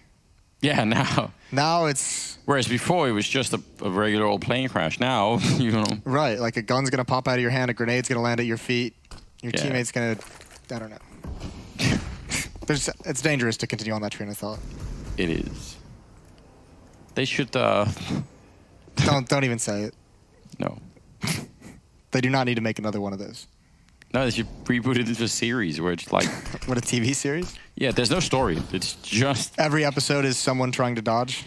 Yeah, just don't even take that part of the story. No one cares about the fact that it's death chasing people, do they? You know, just... That part of the story doesn't even make sense. Yeah, it really doesn't. So just don't even just make it, you know, abstract ways for people to come into accidents. Oh, Sergey is in for a really rough time if they clear this corner. He's got no teammates, and he can't even get the double. There's no one else there. There's no one else even close by. That's a big gamble from ENCE towards the B bomb site. Bomb's going to get planted. They have 2 kits, no smoke, and an AWP for this retake. A lot of this falls on Aerial with this flank, but Lucky's read his number. Wow, grenade to open the retake up with taking down Amanek. That's kind of big, but you're right. This is all on Lucky and Aerial back here, and Lucky will win the fight. Just no-scoping him. Jax goes down. Alu, he wants even more. He just had the triple last round, and he's got to pick up one more. He is such an outrageous player. He's been playing this game for such a long time. 11-6, and bringing his team fighting and kicking back into this game. I know, it's almost like he's... what a champion he's being at the moment. Again, G2 just had such a strong positioning on that retake, and just everyone falling prey to Alu with the op. He gets every fight he wants. It's like everyone just thinks you can like peek into him and just straight up beat him. They're like, that's just Alu. We'll get him. Underestimating him, perhaps? I don't know. I mean, I don't think really, but there is like this weird, like that round just felt like everyone just kind of swinging into his crosshair. You know, he like gets the first kill, which is a great shot. I mean, that one probably should have died, but the follow-up on long, it's like, why are you, you know he's already got the angle. You know the Opera's going to be there. He is lacking that brand power of a Kenny or a Guardian where you're like, ooh, be careful. It's like, you know, but I can't even think of the reason why. It's not like this is something that he's just started doing. He's been doing this forever. I love it. I still like have these weird glimpses. Remember when he was playing for Mousesports before he joined NIP? Yeah. He was such a beast in that team. He was like a one-man wrecking crew. He's like Miley Cyrus with a wrecking ball. I mean, yeah. I had a lot of ways to go with that, but we'll just pack it up nicely and leave it at that. Move along. And move along. Back to Final Destination TV series. That's a much better topic. Pistols on the side of G2. I mean, 6-4 is still pretty good for them. Like, I think the French side's getting very happy about this. It's just that they had the economic lead. They could have rolled this into like a 8-2 lead or something. It could have been so far ahead. So in that context, maybe it's a bit of a shame. All right, Sergey. Oh, that's not ideal. Oh, he got caught on the fence. These pistols, they can do so much work. Alu again is being called upon, and again he's delivering. USP's out, he knows they're wrapping, and that's just too much to ask. There's some breathing room as well. Jax with the AWP spots one jumping out. Kyo's got that, and it's all craziness. It's chaos in this retake. The pistol's doing work. And a 2-on-2, and finally things settle down. Finally, everyone gets to take a breath and reassess the situation. Smart relocation for Kiyoshima, considering the bomb plant. There is a smoke, which means it's not necessarily great news if Jax is going to be the only one left trying to shoot for the smoke to stop the defuse. He gets that kill on Sunny. He's done a lot already, and well, now X7. He's fighting someone while he's being shot in the back almost, picking up the AWP and going for the defuse. He has the kit as well, and he's not getting the angle, and it's a disaster. After all that work, and still end up winning the round. They have gotten very fortunate on 2 or 3 rounds in this. They have been bailed out there by the smoke diffuse. They've been bailed out by Alu about twice now in rounds that just seemed like a little bit out of their reach. The fact that they're still in this game is actually incredible. And if you're G2, this is all frustrating, especially this round. However, you have to know their money is low. You have to know there's not going to be an op on the board for Alu. You have to know they're not going to have a whole lot of nades and utility. You've ground their money down. You have to be able to read the economic situation and realize such a big advantage in a reset scenario as well. It's the fact that he outlines him with the bullets as he's defusing, and the second he's done and he wins around, he gets the kill on him. Like, am I some sort of joke to you? Alu now with the auto shotgun. Strange. Look at long. Strange switch up. They're getting close. They wanted to turn the corner. That's the first kill. They haven't seen the second player. Here comes the rest of G2. Big win from Sunny. Only gets the second, and Jax has no idea that Ariel's lying in wait. Death always comes for you at the end. And this time, yeah, it's disguised as a Finnish man. Which, you know, it makes a certain amount of sense. Lucky. If Death was any nationality, which would it be? I don't know. I think I don't think Finland is far off. It's cold up there. I think it's possible. Alu gonna pick up a kill there, trading out the auto shotgun for a Krieg. He was actually flanking them, coming up through the connector ladder. 6-6, it's tied up, and just as we were saying this earlier, when it seems like someone's winning, just they don't really get away with it. Yeah, no matter what kind of ridiculous fashion, it always seems like between these two teams, there's going to be a second wind out of whichever team is getting beaten up. And I think more than more than Nuke, I think if G2 ends up losing the series, they're going to look at Overpass and be like, Jesus, we had him on the hook. Like, we had him. Yeah, the money and everything else. And now, actually, speaking of money, they've had to go for sort of a weird half-buy into this round. Looks like they want to try for the B-bomb side again. I couldn't tell you why, because it hasn't really been working out well for them. And go on. This new data set is also it's really showing no breakthrough at all in the research. Lost all the funding. 7-6, and that is a very dominant round out of ENCE. 5 in a row now for the defense. Going into the 14th round. This has gotten very, I mean, apt considering our poll the other day, but this has gotten very like brawly. Like this is the end of the fight between Rocky and Apollo Creed. Oh, where they're about to both knock each other out, and then just like who's gonna stand up first. The defense has come down. Now they're just swinging. All slugfest. Ooh, that's pretty cool. Pop flash in. Alu's getting aggressive, and this is the tough part if you're G2. Not only did you like have him on the ropes to a certain degree, but now it feels like ENCE is willing to be way more creative and way more aggressive. Now that they've had the confidence of winning, 5-6 rounds in a row, now they also have money to back up kind of some variation in the playbook. You can risk the weapons a little bit more because you can rebuy them, and this is the side of ENCE that G2 has not been able to control just yet. And if they can swing it all the way back from being down like 6-2 into, I mean, maybe even like 9-6, that would be kind of incredible. It's feeling that way. Look at Sergey gatekeeping that side of the map.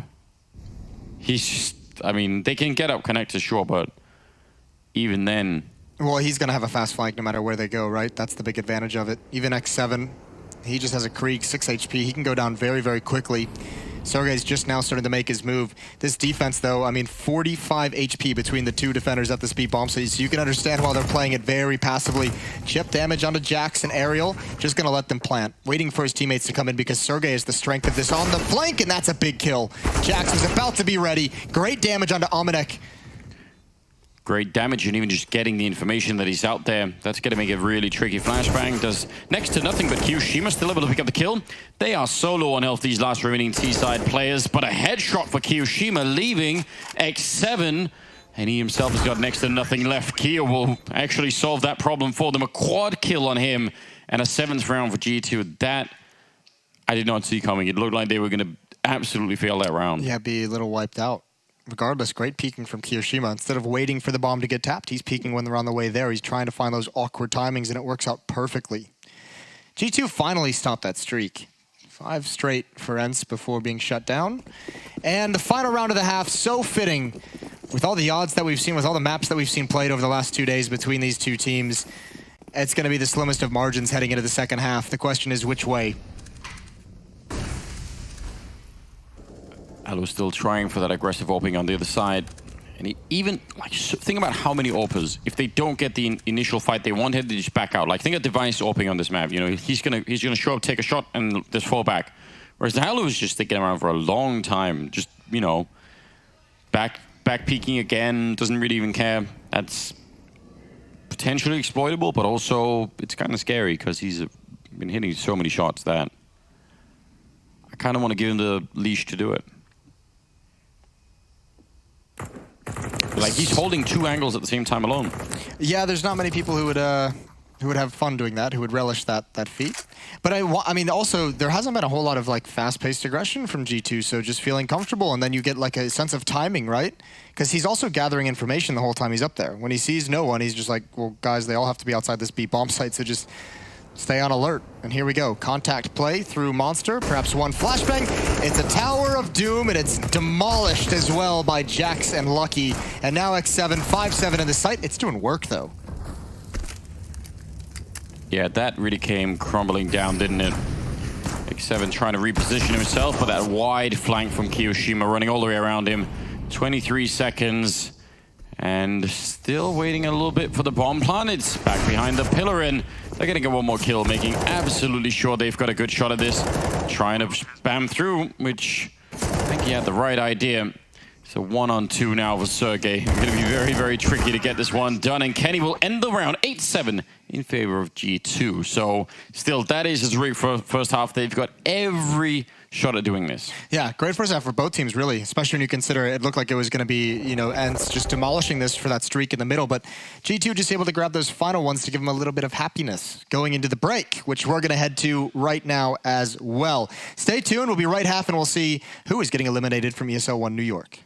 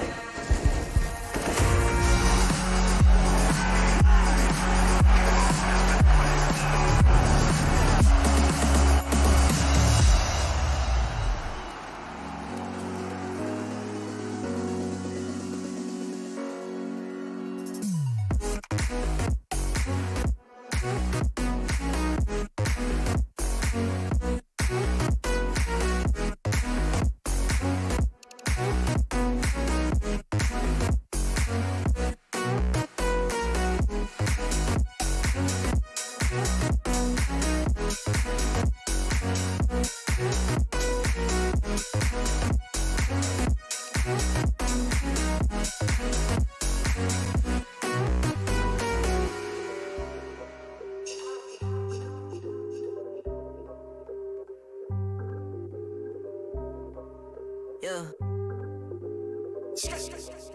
Ay, push start, ayy. Ball so hard, ayy. Raise the bar, ayy. Turn into a star, ayy. Play my part, yeah. I aim too far. I do it big.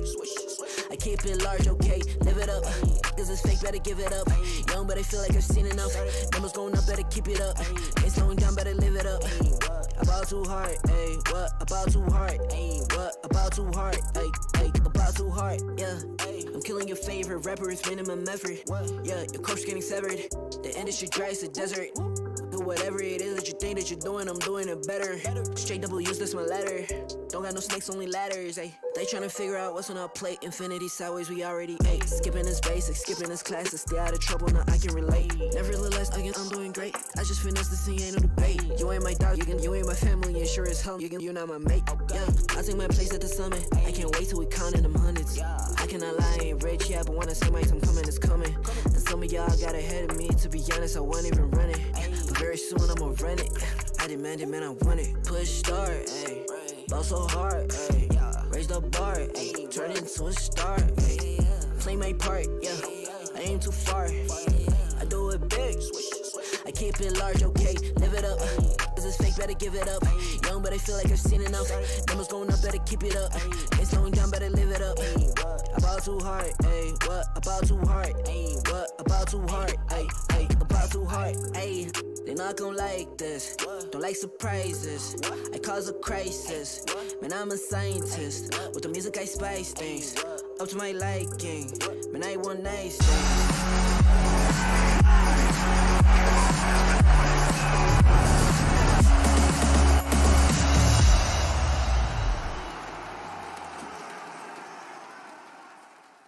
The final half of this epic saga between ENCE and G2 at ESL 1 New York, and it is going to be an overpass here. We'll decide who's going to be making it through and who will get knocked out of the tournament.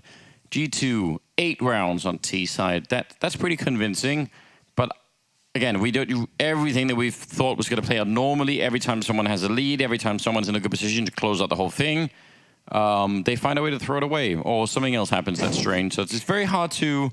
It's hard to judge how this game is going to unfold at the moment. All of these halves have just been, I think that the only way is like, all these halves have just been so back and forth. They go on like these little mini runs where one team has all the power, one team is creating all the clutches and all the magic, and the other team is really, really struggling to find a grip in the match. So, I mean, if history between these two teams over the past 2 days has anything to say about it, this is going to be right down to the wire.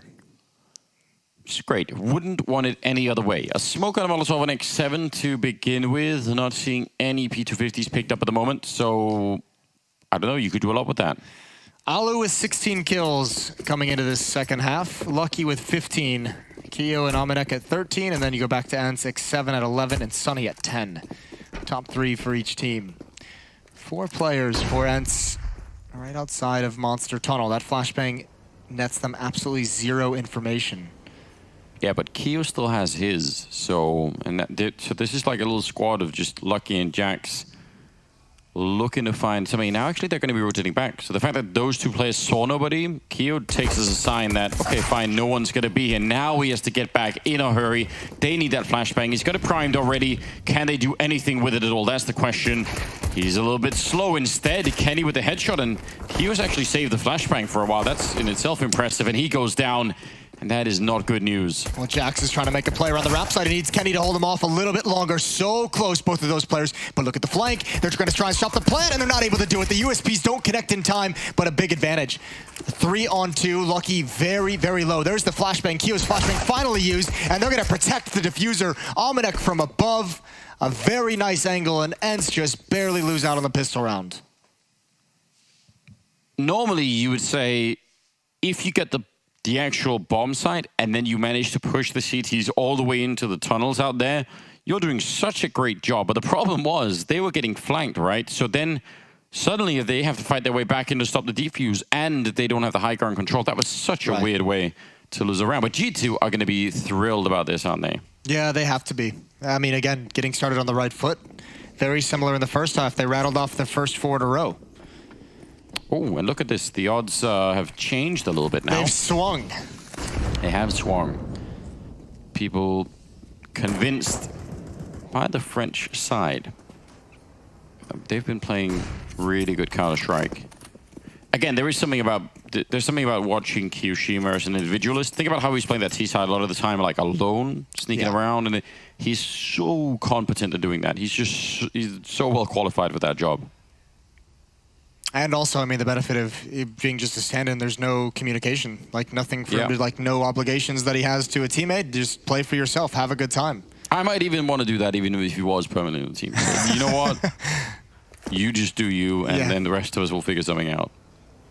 Classic. Happy strategy. 4-1. Yeah. Boost up. Rest in peace, Happy. Towards the map.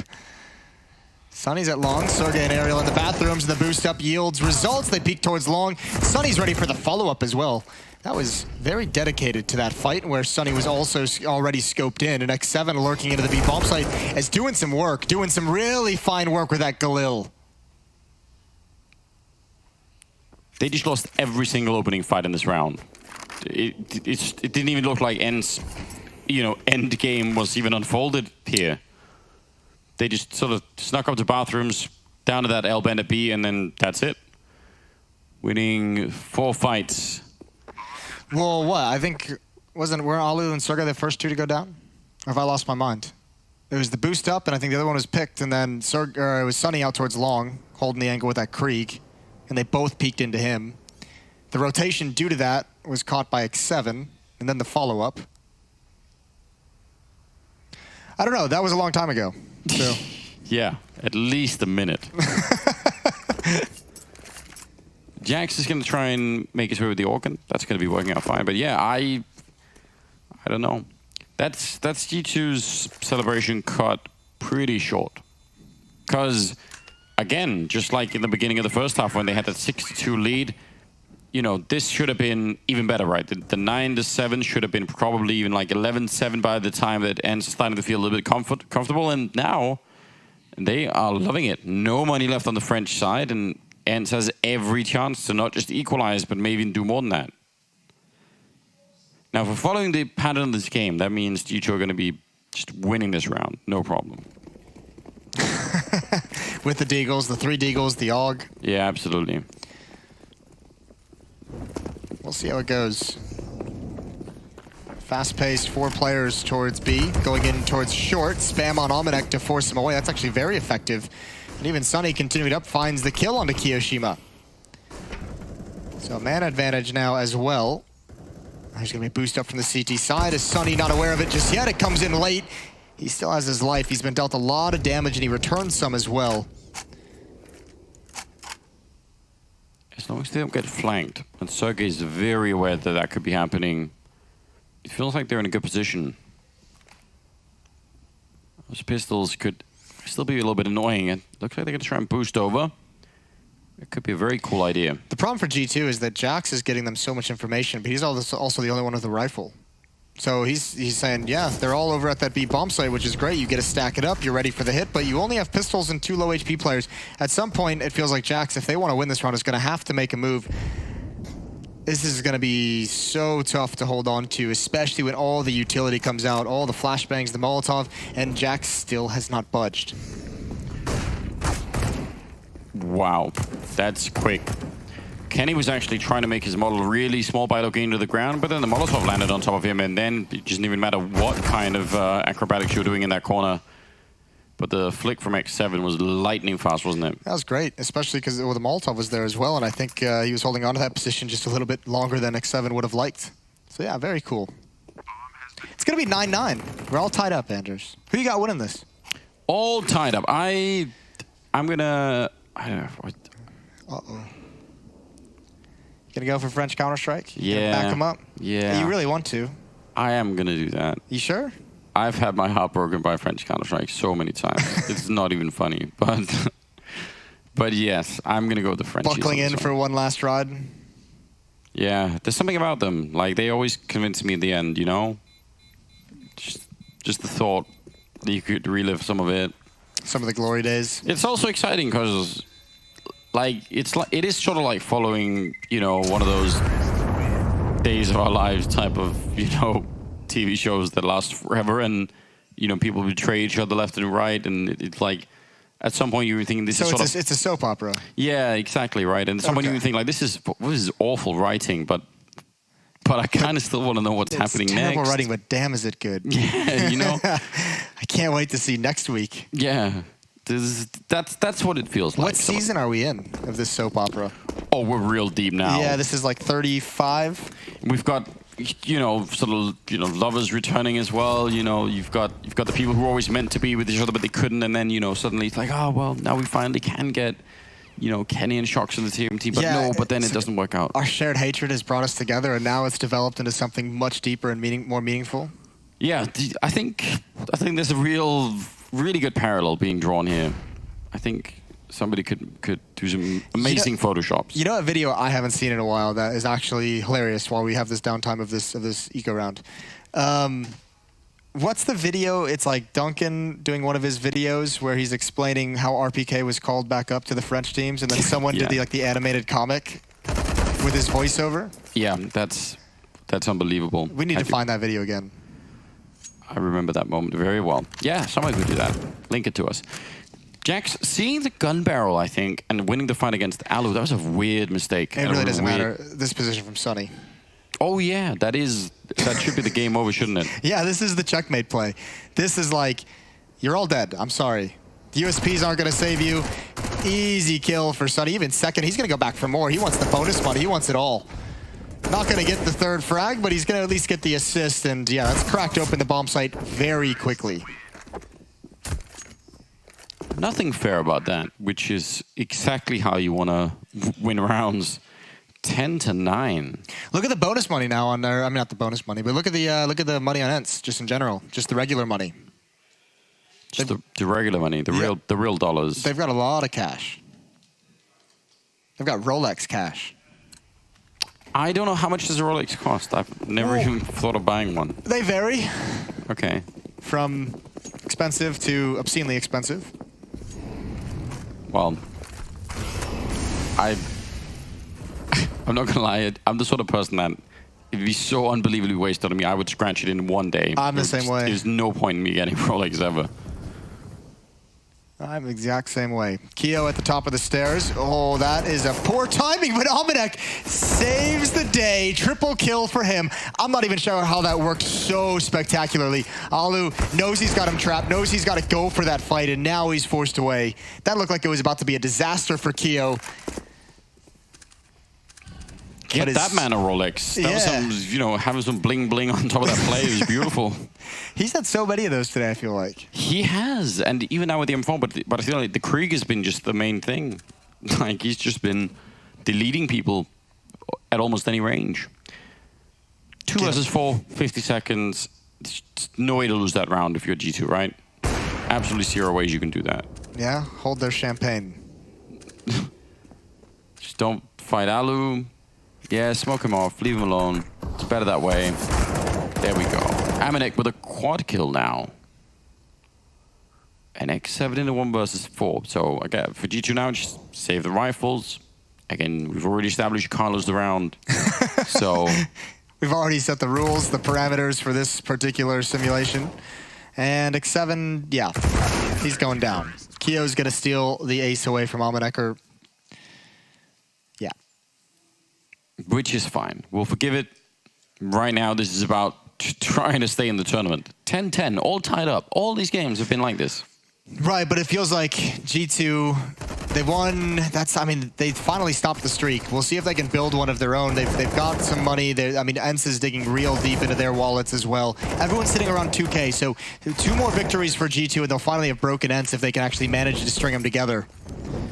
Big round here for how this second half, the rest of this map, the rest of this series is going to play out. Kiyoshima taking a bit of damage early on. Guessing from some wallbang shots coming through. A lot of people maneuvering crazily back and forth down to the B bomb site. Not 100% clear. Are they boosting with 2 people still in the bomb site? Yeah, that is so wild. They've got 4 players here. They might actually need it. Yeah, it looks like it. Kenny Molotov out of position. That boost has to work, but it's, well, so far just tapping away slowly. They get a kill eventually, but Kenny's doing most of the work down here, and they'll win that round. That was a great call for a triple stack or for a quad stack, but normally I would have said that's too much. It's outrageous, but it's worked. ENCE walk right into it. And they needed it. Yeah, that initial boost, the initial salvo from Keo just was not landing. He was doing massive damage, but ENCE never knew where he was firing from. So, 10-11, another buy for ENCE, but this is the last one they got. This is what I'm talking about. They are very, very destitute behind whatever they bring into this round. So losing this is a complete catastrophe for them down the stretch. G2 are starting to build a bank of their own. They've had some rounds here where they've managed to come out with 3, 4, even 5 members alive, and that is slowly building up. Jack and Amanek pushing, or Jax and Amanek pushing up long. They're going to lose that fight immediately. Jax only gets 1 in return, and that is not good enough. No, it's not good at all. And now, I mean, you just have the spectacular cheat of 4 players over to the B bomb site. How do you recover from this if you're G2? I guess part of the answer is let Kenny S remain aggressive, trying to grab information towards bathrooms, keep 2 players over at B. But there's so many options available to ENCE. They can slow play this. They can force the utility out of G2. Now, the problem is they can't do any kind of a fake execute. They only have 1 smoke and flashbangs. Big win for Lucky, but traded immediately. It's all on Keo, and Kenny is hustling over to this bomb site. Keo's been great this whole game. Wouldn't put it past him to be able to do some damage here. Sergey set up ready in case Kenny shows up from that angle. But he's down on the low ground and jumping on top of Kiyoshima. He barely survives. Delaying the bomb plant just a little bit. And now that's maybe a good call. 1 versus 2. And Kenny way out in the open, already scoped up. That's so scary. The smoke actually provided a wall for Kenny to stay alive too. Otherwise, I think Sergey, we've already seen him. A missed shot, but they know where he is. He'll follow it up, take down Aerial, and hiding at the edge of the smoke is Sergey, and that will give the round to ENCE a big victory here. 11-11, they needed that desperately. Still not out of it. You have to imagine G2 is going to buy in this next round. It's right on the edge for a few players. It's going to be a scrappy buy, but the one power behind it is the double up. Lucky's going to have one, Kenny has the other. And it's so much rides on this for both of these teams. Both squads investing and out of money after this buy.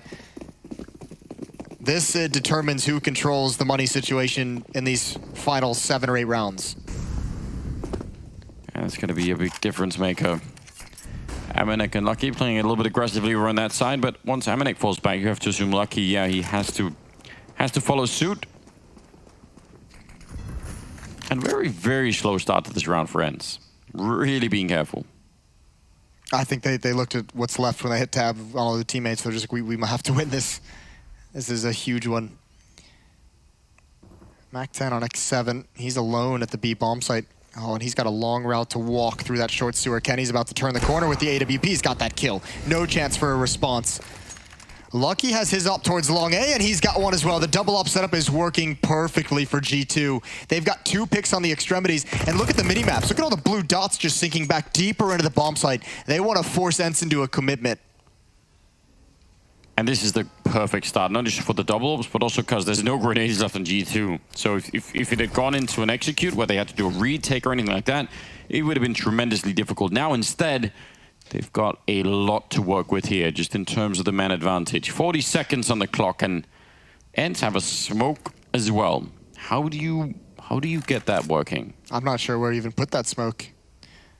Even Lucky falling deeper to a new angle with the AWP, and oh, that is a bold peek from Kiyoshima, but he's never going to re-peek that angle after the off clears out. And I don't know what you do if you're ENCE. Do you actually still go for this?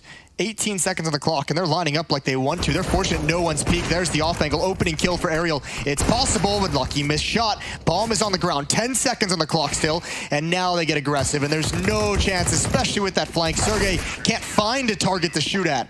12-11, a lead for G2, but they've won the economic struggle. Kiyoshima triple in that round.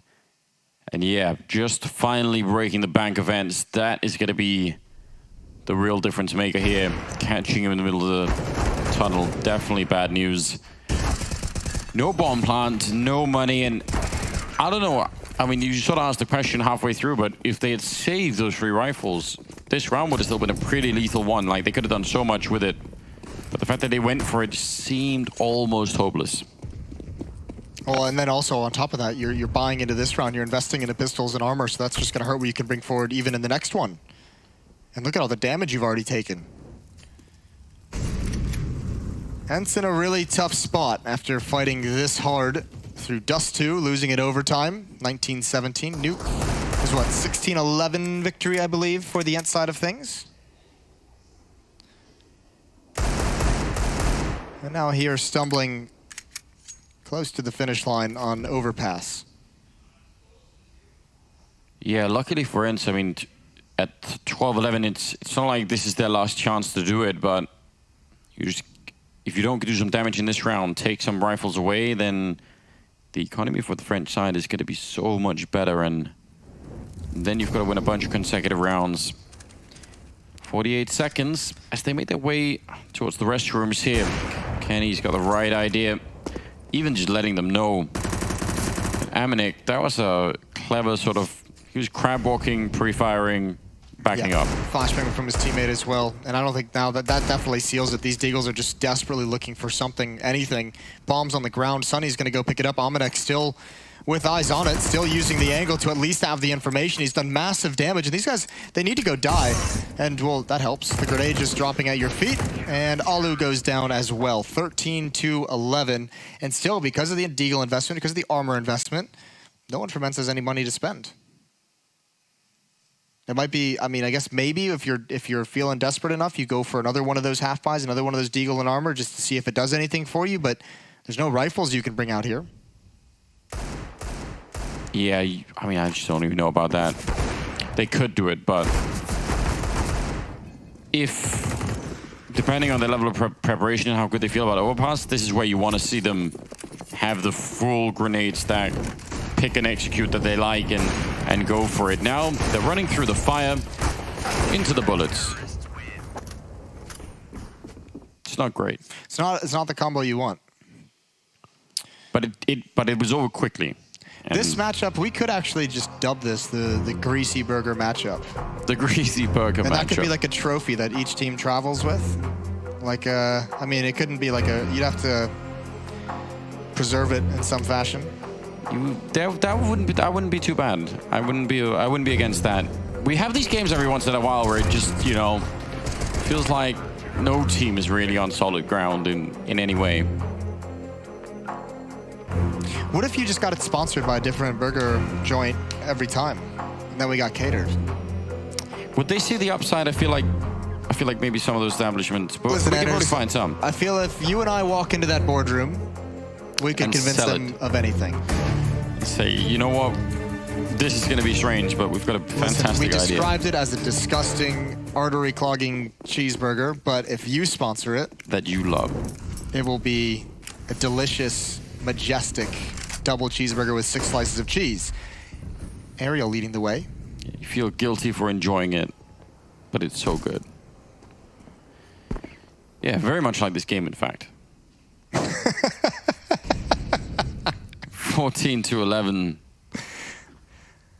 And the money solidly favoring G2 at the moment, but again, not to such an extreme degree that ENCE can't bring it back. If they win this round and the next round, probably that's it. And then we're at, 13-14. Great flick from Kenny. And you talked about ENCE going a bit aggressive on their CT side. Now G2 are doing something similar, and they don't even see anybody outside side of B. And that long push, if it was further up, maybe you just even react immediately. You say, that's it, we've been caught, let's go. But now it's really delayed. And again, they're taking so long and they have so much ground to cover, the utility's going to run out as well. You have so many corners to clear with those flashbangs and limited nades to do it with. 2 smokes, 2 Molotovs, 1 flashbang. And if you tell someone that is the only utility they'll have to be able to use in a set piece, it feels like that's got to be a B hit. That's what they're doing as well. But, I mean, this is just a lot of time for G2. This defense has no pressure on it. And the tough part is, even if this is going to be a B hit, right? Sunny's nowhere nearby. Sunny's over in bathroom. So, I mean, if he doesn't do anything, he's got... He might not even make it. Yeah, and he's got a smoke. Oh. All right, well, Alu now. Point man covering his teammate. They found an avenue in. Shut down quickly by Jax and Kenny S. And the G2 defense, they are in perfect position. Time's running out. Plant can't even go down, even if they don't get the kills, which Jax will. And this feels just like ENCE fading away right at the final hurdle. Yeah, they've made it very, very close here to the finish line, but looks like G2 are going to get there before them. Nice triple from Jax. 15-12 11, and it is a match point now for G2. 4 of them in a row, and the money for ENCE is not looking good. And I don't know. I haven't seen them yet find that weakness that they could really exploit. They've won some fights, and that's rolled them into some rounds, but... I don't even think they have found a weakness they can exploit, but it feels like mostly because they've just been so, like, these rounds just feel like such passive rinse and repeat, where like you're not even testing the preliminary defense of G2 in any way. Like, it just feels like silence on the map, passiveness on the map until about 30 to 40 seconds. Yeah, and then if you win the opening fight, it's good on you. Well, and you have to win the opening fight because you're out of nades. It's going to happen again here. At least this time they're being aggressive with a minute and 20. At least Alu's already got some kind of a stance at the end of bathrooms. Deep smoke makes Kenny a tad nervous. And Alu looks like he wants to play some kind of a fake here, which is just one flashbang, in fact, being thrown into the bomb site. And then they're going to go on the B bomb site. It's all in here for ENCE. Very hard to win like this. They're standing on top of Jackson. He's going to mow them down, and any pretense of a fake, I mean, it just wasn't enough. Alu now, in a 1 versus 4, he takes down a kill, but I don't think it matters. 16 to 11, and G2 are going to make their way through. French Counter-Strike still kicking. Amanek at 24 kills, Kishima at 23. And a really, really long match and a struggle for them to make it through, but they've done it. I think ENCE looks back on this and this series, and I mean, Nuke is one thing, Dust 2, they're going to be really upset they didn't win either of those overtime games on it. I think the big thing is that first series they lost to G2 is the one they'll probably want to take the most out of. The comebacks were just so backbreaking. Yeah, this whole game was very, very hard. It'd be interesting to go back and review it again another time, but we won't be doing that. We do have a whole desk, and we've got Frankie with them as well, so please take it away. Thank you so much, Moses and Anders, and thank you so much for all your hard work in the group stages. We'll see you very soon because you're everywhere, and Counter-Strike wouldn't be the same without you, quite frankly. Now, the Counter-Strike with G2, I mean, coming into this, we were just thinking, yeah, okay, fine, they're the 3rd strongest in the group, maybe. Okay, ENCE, newly with Sunny, but surely they're going to pull it out of the bag because G2, they're about to fall apart, and yet they came together when it mattered most, Jacob. I think we've said it more than one time here. We've counted out G2 at basically every single segment. We've been saying that it's not supposed to happen. ENCE is supposed to beat a team like G2. ENCE is supposed to be the superior unit, considering the situation G2 are in right now. But the fact that they're able to pull it off game after game after game against I mean, ENCE didn't play well, but it's still a relatively strong opposition. So you gotta give credit to G2. You gotta give credit to Amanek as well. You know, stepping in this in-game leading role that's probably not gonna last, you know, till after this event. If the rumors are correct and they will, you know, be bringing in 2 new players, then he's doing one hell of a job right now, making sure G2 is performing up to the absolute maximum. I mean, that's beautiful from G2. That's like a Cinderella story. They're going to be in the playoff in the Barclays Center of New York with a dead lineup, as we like to call them, because we think there's going to be changes happening. Sure. And it's one of the scenario where, you know, people might be bored of hearing, hey, the mental state in Counter-Strike, the psychological factors, where here, I think it plays a role. Sure. I think they played very relaxed. They didn't have any pressure. They still don't have any pressure. Kyoshima said in an interview, if we make it to playoff, everything is bonus. It's just such a good time for them to be on the server and play, because they don't have, you know, that need to perform. Whereas ENCE, on the other hand, they have this new lineup. They need to show that this was a good thing for them. This was a good move. And here, I think that the psychology was definitely had a way. What are some of the win conditions when you look towards ENCE, right? You want Alu to perform? Well, he did. He had a great series overall, very impactful. Did, you know, some decent calling, I would say, apart from that first map where you could be a little bit critical of his system in that sense. You want Sunny to play well. He has the best series he's had for ENCE so far. You know, top fracking on all 3 maps for ENCE. So you have the 2 main stars of the team actually playing well. What more do you want? Well, there's one guy who's been missing for quite some time, and that's Ariel. He had that one event, I believe it was Blast in Madrid, where he ended up being the MVP and everyone was calling out and saying, this is the future. This is the guy that potentially could be the star together with Sergey. Now, those 2, they've been quiet for the series. They've been quiet for ENCE, and that's a problem, because bringing in Sonny, you know, he's going to do well. We know how good he is. But if you can't activate Sonny, Sergey, and Ariel for that matter at the same time, ENCE is going to struggle not only against G2, but against a lot of teams out there. And they're going to Malmo next week. So they're just going to have to try and find some time in their schedule to sort things out. Yeah, we talked about it at the beginning of this event. This could be 3 very complicated weeks or 3 events for ENCE, right? Because they won't have that time to just reset up, adjust. There's going to be minor adjustment that you can make between these events. You won't have time to practice. You won't have time to change any positions, any game plan. You basically have to, I think it's a true test of resilience, right? Because if they could crash at all these events, and I wouldn't be surprised, I think it would be human, right? But if they can actually stand up and have a better performance in Malmö, then I would be very impressed. Because they are in a tough situation right here. I just love to know if LXCB still is in a contract with ENCE, right? If he's rooking out there. We know that Sonny was signed for ENCE, you know, before the major. We know he was sitting on the bench ready to jump in whenever they wanted to make a change. Could it be the case that LXCB is waiting for that to happen again? I mean, I don't know if he wanted to. Yeah, I'm not sure. I mean, it would be a cool story regardless, right? But ENCE right now, as you said, they have to be taking this 3-week period, you know, with 3 events as a bonus. If they can do well, sure thing. But when they get back from Malmö, that's when the real ENCE needs to unfold. That's when they need to start practice. And the following events, that's when we get to judge ENCE for real. Well, for me, ENCE are now responsible for coining something I'm calling the LXCB effect. We saw it with Lucky on the server in the group stages because the pressure off, he's suddenly able to play maybe a bit more selfishly, and he's getting those kills on the board in a way that we've not really seen from him recently. Yeah, and it's great. And it's great for him. And if you think about it, that's the perfect timing. He might be, I mean, rumors has it that he's on his way out. So what a perfect scene for him to say, hey, look at me, everyone. I can actually play very well Counter-Strike, you know? Maybe you had seen me in these tough positions, you had seen me in these tough roles, but actually, if I play a little bit loose, if I have a good time, if I'm not pressured by anything, then I can frag. So I'm happy for Lucky. I don't know that it's quite enough. You know, it's really hard to get out of the box that people put you into, just like you at the moment. But then it's great. It's great for Lucky. I mean, he's having a good time. I'm just happy for him, and maybe that can define the next step in his career. You have such a manly voice. Me, I do, yeah. And I've got so much knowledge about Counter-Strike. It's like I played in the French scene for years, you know, lost 3 major winners in 3 different majors. Yeah, I'm a dark horse, it turns out, right? Now, is this G2 lineup really destined to break up then? Do you think they're going to break up the band after this result? From what all we know, yes. I mean, I think it's one of those cases where they know they play without any pressure whatsoever. They know that this event is going to be potentially the last with this lineup. Kiyoshima is only being brought in to be a stand-in. He's doing I would say, a decent job so far. Definitely. It hasn't been a Kiyoshima performance in the sense that he's been playing hearts out. I don't think he's, you know, lived up to his own expectations, to be completely honest with you.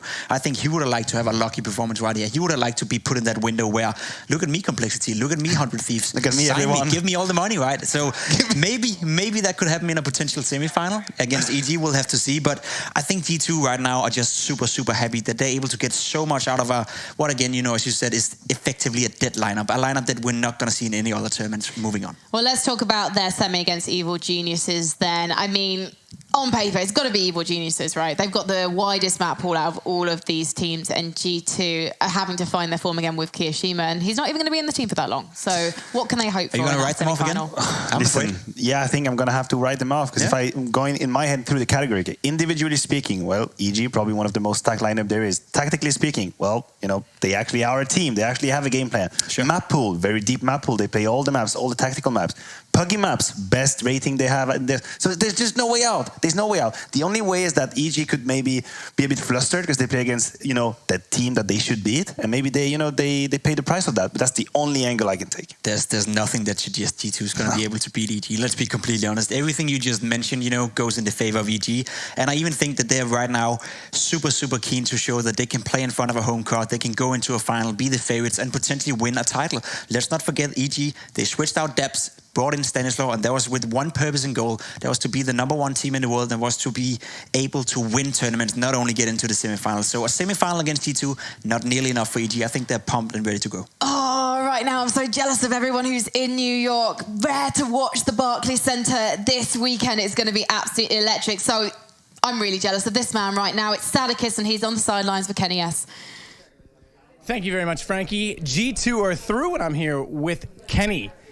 But talking to Malik just a minute ago, he actually said, I don't know how we won those games. I don't know how we got through because your comms are all over the place. And Almanuk mentioned it. It sounds like you guys are having fun right now, but maybe a little crazy?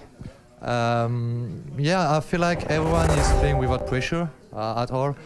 Bringing Kiyoshima into the team has been a great addition. I mean, it's the stand-in, but for this event, it's been great. He has a really good mindset. He's obviously an overskilled player, but he also brings a lot of experience. So a lot of calm as well, which is much needed with some excited player we have. But yeah, I think we all play, we all take the space we have to take, and that feels great because we all feel comfortable in what we're doing. That was something that Omnic actually mentioned last map, is that you have more freedom right now. Was that maybe a problem with Shox? We know he likes to be aggressive. Is there kind of only room for one of you?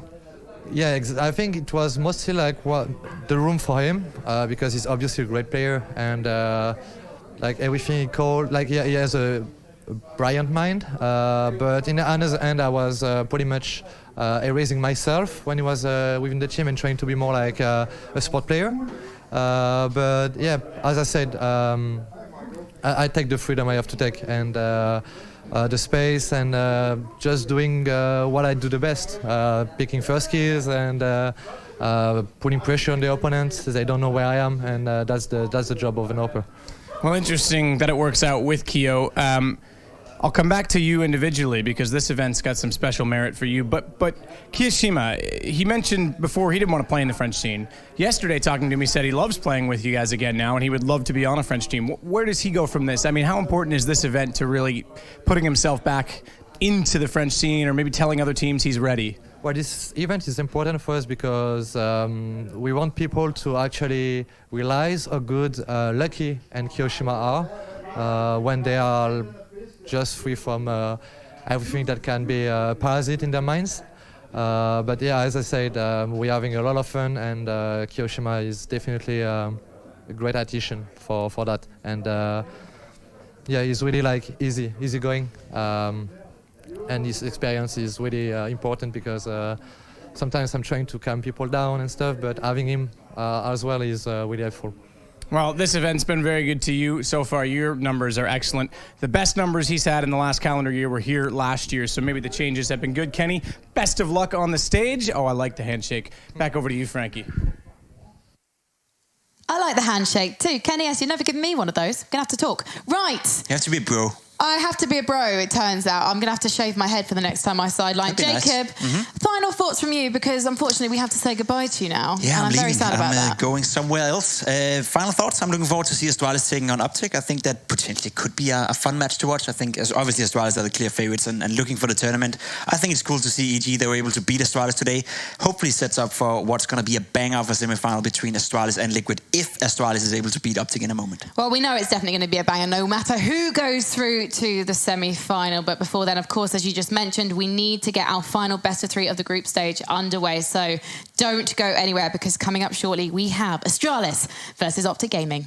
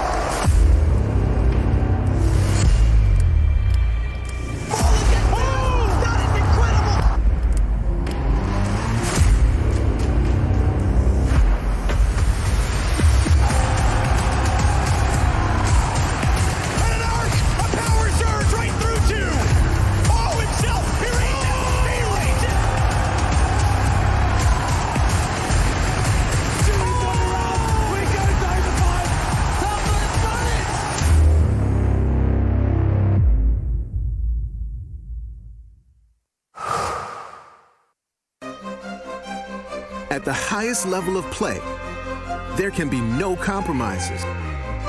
Gamers demand the highest clock speeds to give them the FPS they need to perform. Rise to the moment. Intel Core i7, the official CPU of ESL 1. Game, record, stream without compromise. Tell them we're flexible. Don't worry. My Dutch is okay. Just okay? Deze man is erg super. Tell him we need this merger. En hij heeft een knuffel nodig. Knuffel? It's happening. Just okay is not okay, especially when it comes to your network. AT&T is America's best wireless network according to America's biggest test. Now with 5G evolution, the first step to 5G. More for your thing. That's our thing. This is game fuel. It's domination in a can.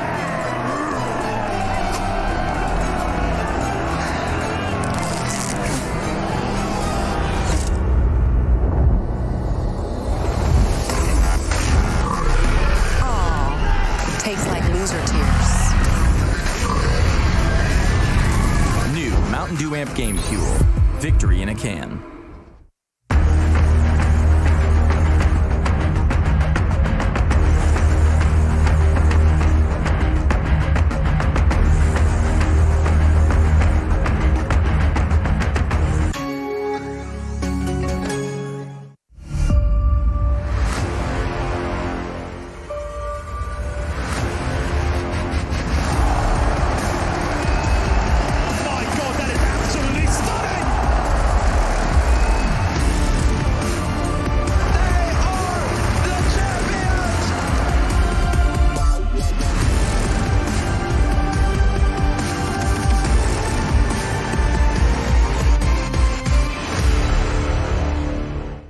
My name is Jordan Gilbert, aka Nothing. Hi, my name is Sue Lee. My handle is Smix. I think it's important for these initiatives to happen. Empathy really, really goes a long way, and it always, always means so much to us, and I think that's where initiatives like this really help. I encourage everyone in the community, anytime they see bullying, anytime they see someone getting called names, I encourage you to step up and say something. Good luck, have fun. Good luck, have fun.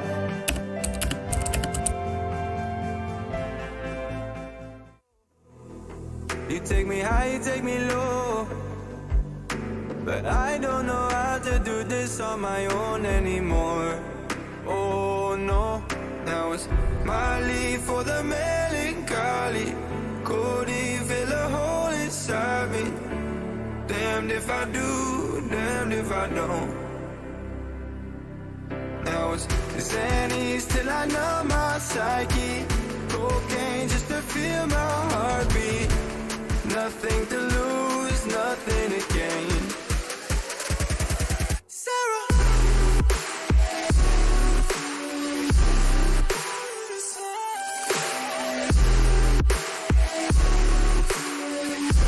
Sarah, why you leaving me?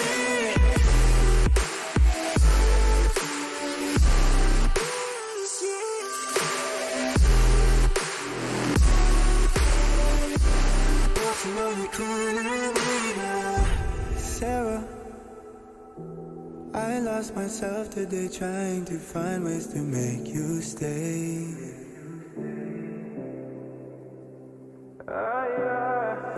Sarah, I want to go away, close my eyes, never wake up again. You come and you go. You take me high, you take me low, but I don't know how to do this on my own anymore. Oh no, now it's my leave for the melancholy.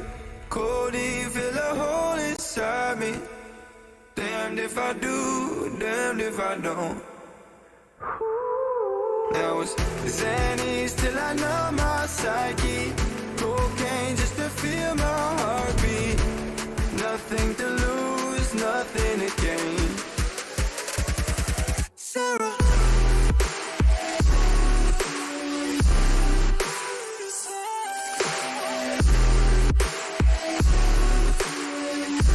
Sarah, why you leaving me?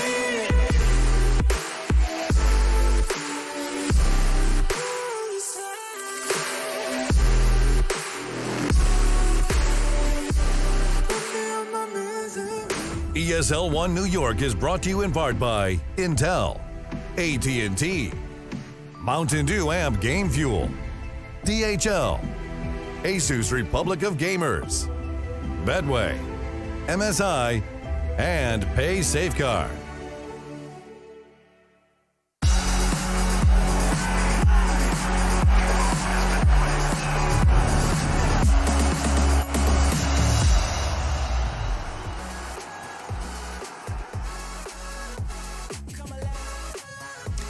New York, it's a city where many people come to find themselves, but unfortunately, ENCE simply did not have enough time. We just said goodbye to them as G2 sent them packing before the break. And just one more spot remains in the Barclays Center. But is it going to be Astralis or Optic Gaming booking that spot? We'll find out very shortly. But first of all, let's take a look at the Group A bracket and find out exactly what happened. Matthew, remind us. Well, we can see it this way. So the logical thing that happened was that Liquid beat United and then went on to beat G2 in 2-1. Okay, that's the logical side. Now, the least logical side is that G2 actually beat ENCE in their first game, 2-0. ENCE then survived against United in the lower bracket. That was also 2-0. And we have just witnessed G2 send the Finns back home, which also was a surprise to a lot of people. Imagine someone telling you before this tournament that the G2 lineup, which as far as we know is only for this event, would win 4 out of 5 maps against the new ENCE lineup, which everyone thought was the other way. They're going to be the one that rises to the challenge, right? So incredible stuff that G2 made it to the stadium. Donkey, you've only just joined us back on the desk, so you missed that last series. How surprised are you? Yeah, well, after the first one, not too much, because actually this series was very similar to the other one. It was all... Every map's a million rounds. It's all about who wins the clutches, pretty much. A lot of messy play, I have to say. Neither team was really that clean or crisp, you know. Like, G2's definitely got the work cut out for them when they go against EG. So I would say it's kind of like what we alluded to at the beginning of the tournament. There's just this weird aura that surrounds teams that know this isn't the real team. It just takes all pressure to perform off you, because, like, if you're lucky, you know you're gone no matter what. So, hey, frag out, and he did.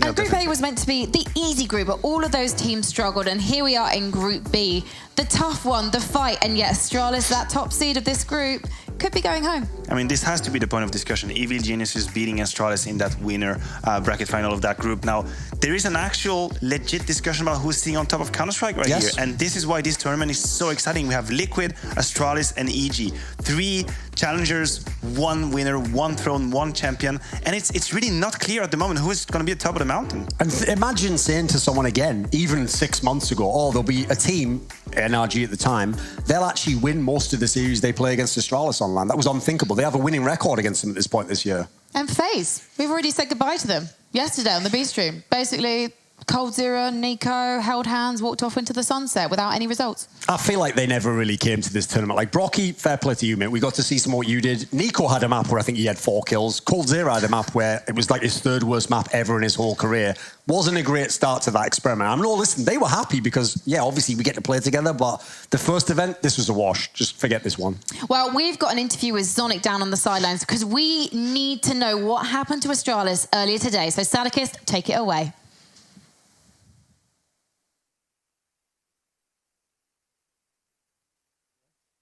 Matthew here? I'll be Zonic. Where is Sadakist? He's such good mates with Zonic that they're having a little catch-up before they record the interview, I believe. What do you think happened to Astralis earlier today? I think what Zonic would say is, he'd be like, well, you know, Evil Geniuses is a good team. You know, on LAN, they're always coming up with good strategies, like Stanislaw. He's a good leader. If we meet them in the playoffs, we'll get our revenge. We'll do our... I'm not really good at Danish accent, but then again... I want to hear your Sadakist impression now. Do it. Listen, you got a point. I think you got a point. No, that's even worse than Ethan I did right there. I'm redeemed completely. They've lost it. Guys, it's gone midnight in Cologne. Apparently, though, over in New York, where it's a more sensible hour, they are ready. So let's head over to the sidelines. Thank you, Frankie. I am here with Zonic, the head man of Astralis, and they're about to go up against Optic. But first, let's talk a little bit about EG, about the group stage, because there were some things this morning that are interesting. They've played you hard lately. Yeah, I mean, they're always a tough opponent, and especially during the group stages. I think they peak, but they are an incredible team, and much respect to them. So, yeah, they were great on the day, and we just have to accept that and then, yeah, move on. It seems like Astralis, I mean, you said it last year in Cologne that if Liquid didn't win there, they better hope they won Chicago because you guys were going to be back. You won the major, big step forward again. How much has gone into practice again? How much more prep is there with the team lately? Obviously, after the vacation, we had some more energy. Simple as that. So it was good coming back, and we planned as good as we could. Sat down for 2 days and just talked about each day how we should approach it to be ready for the major. And then, yeah, I mean it wasn't flawless at the major. It wasn't like dominant before the playoffs. So at the playoffs we shined. To be honest, I don't really have like a perfect answer to why we just suddenly played better in the playoffs, but it was, I think it was a mixture of things, and hopefully we can continue the grind. Well, interestingly enough, you're on Liquid's side of the bracket again because of the EG loss, but you beat them at the major. First and foremost, though, before you even look at Liquid, you've got to consider Optic, another Danish team. They've looked pretty good in this event, 2-0'd FaZe this morning. Yeah, I heard that MSL, he promised the whole world that his team would be in the top 5 by the end of this year. So, yeah, he's I wouldn't say he's in for a hurry. It can go really, really quick. You saw that with Avangard, but yeah, they are a great team, and they have a good mixture of new talent and experience in KGB and MSL himself. So, I think it's going to be an interesting match. It always is during these Danish classes. So, yeah. We come prepared, as always, so all good. Well, it's a rematch for you guys. Dust 2 yesterday, you absolutely crushed them. Just quickly, you're going to go to Dust 2 again? MSL said if you picked it, he hopes you do, because they're actually better than they showed.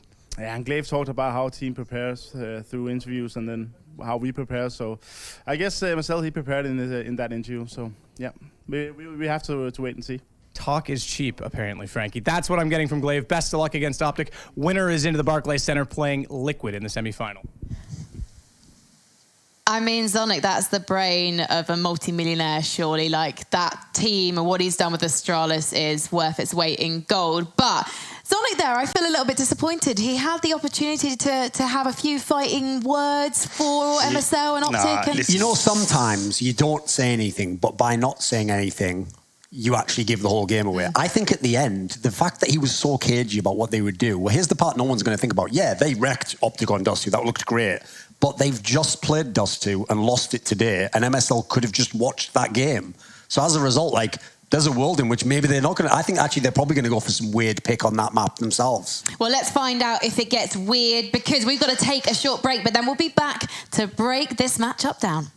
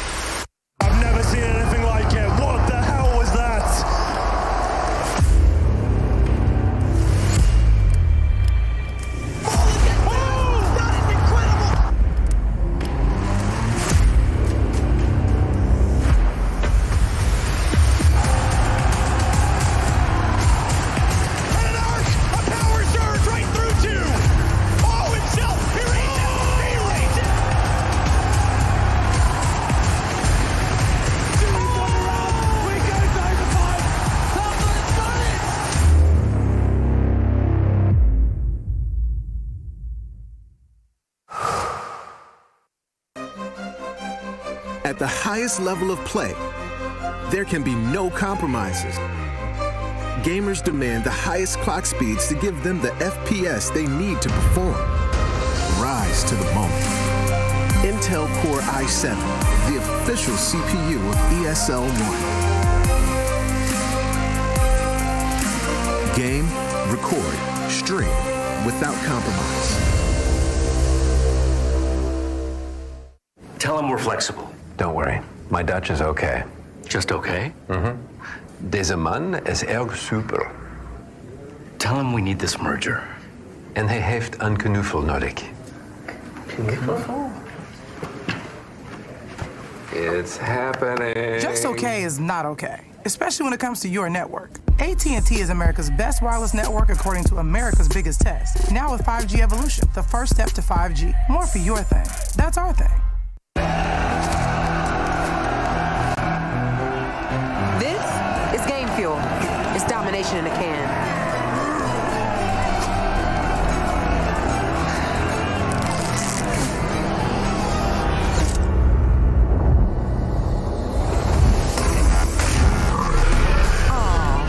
Tastes like loser tears. New Mountain Dew Amp Game Fuel. Victory in a can.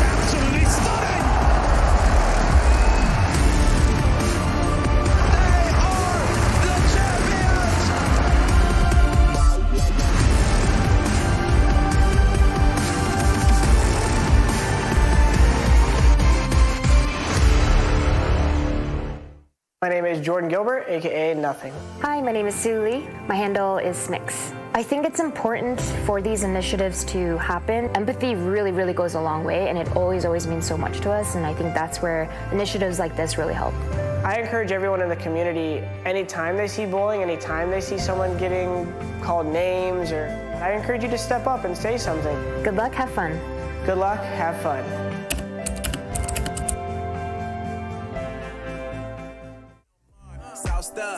Bounced up. Pipes that never let you double cross them.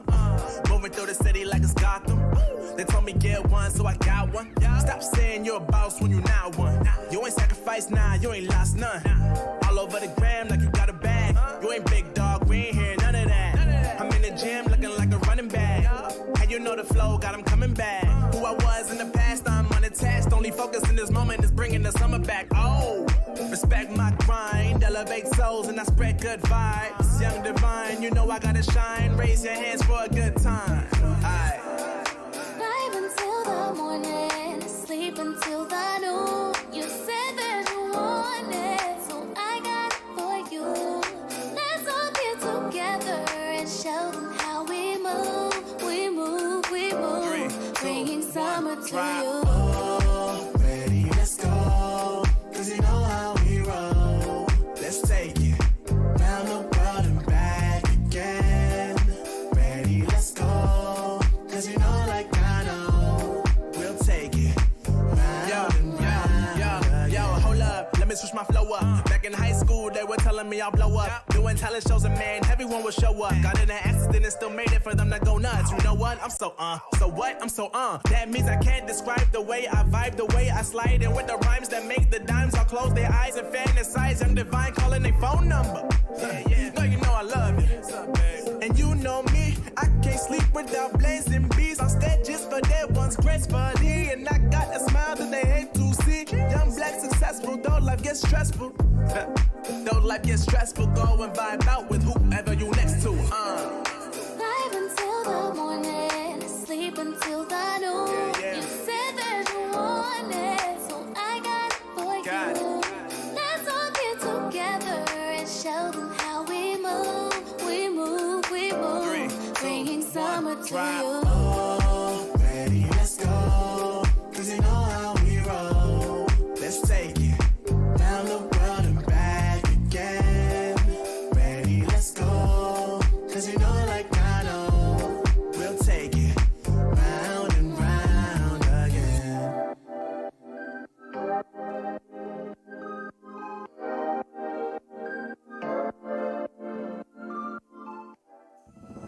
ESL 1 New York is brought to you in part by Intel, AT&T, Mountain Dew Amp Game Fuel, DHL, Asus Republic of Gamers, Bedway, MSI, and Pay Safeguard.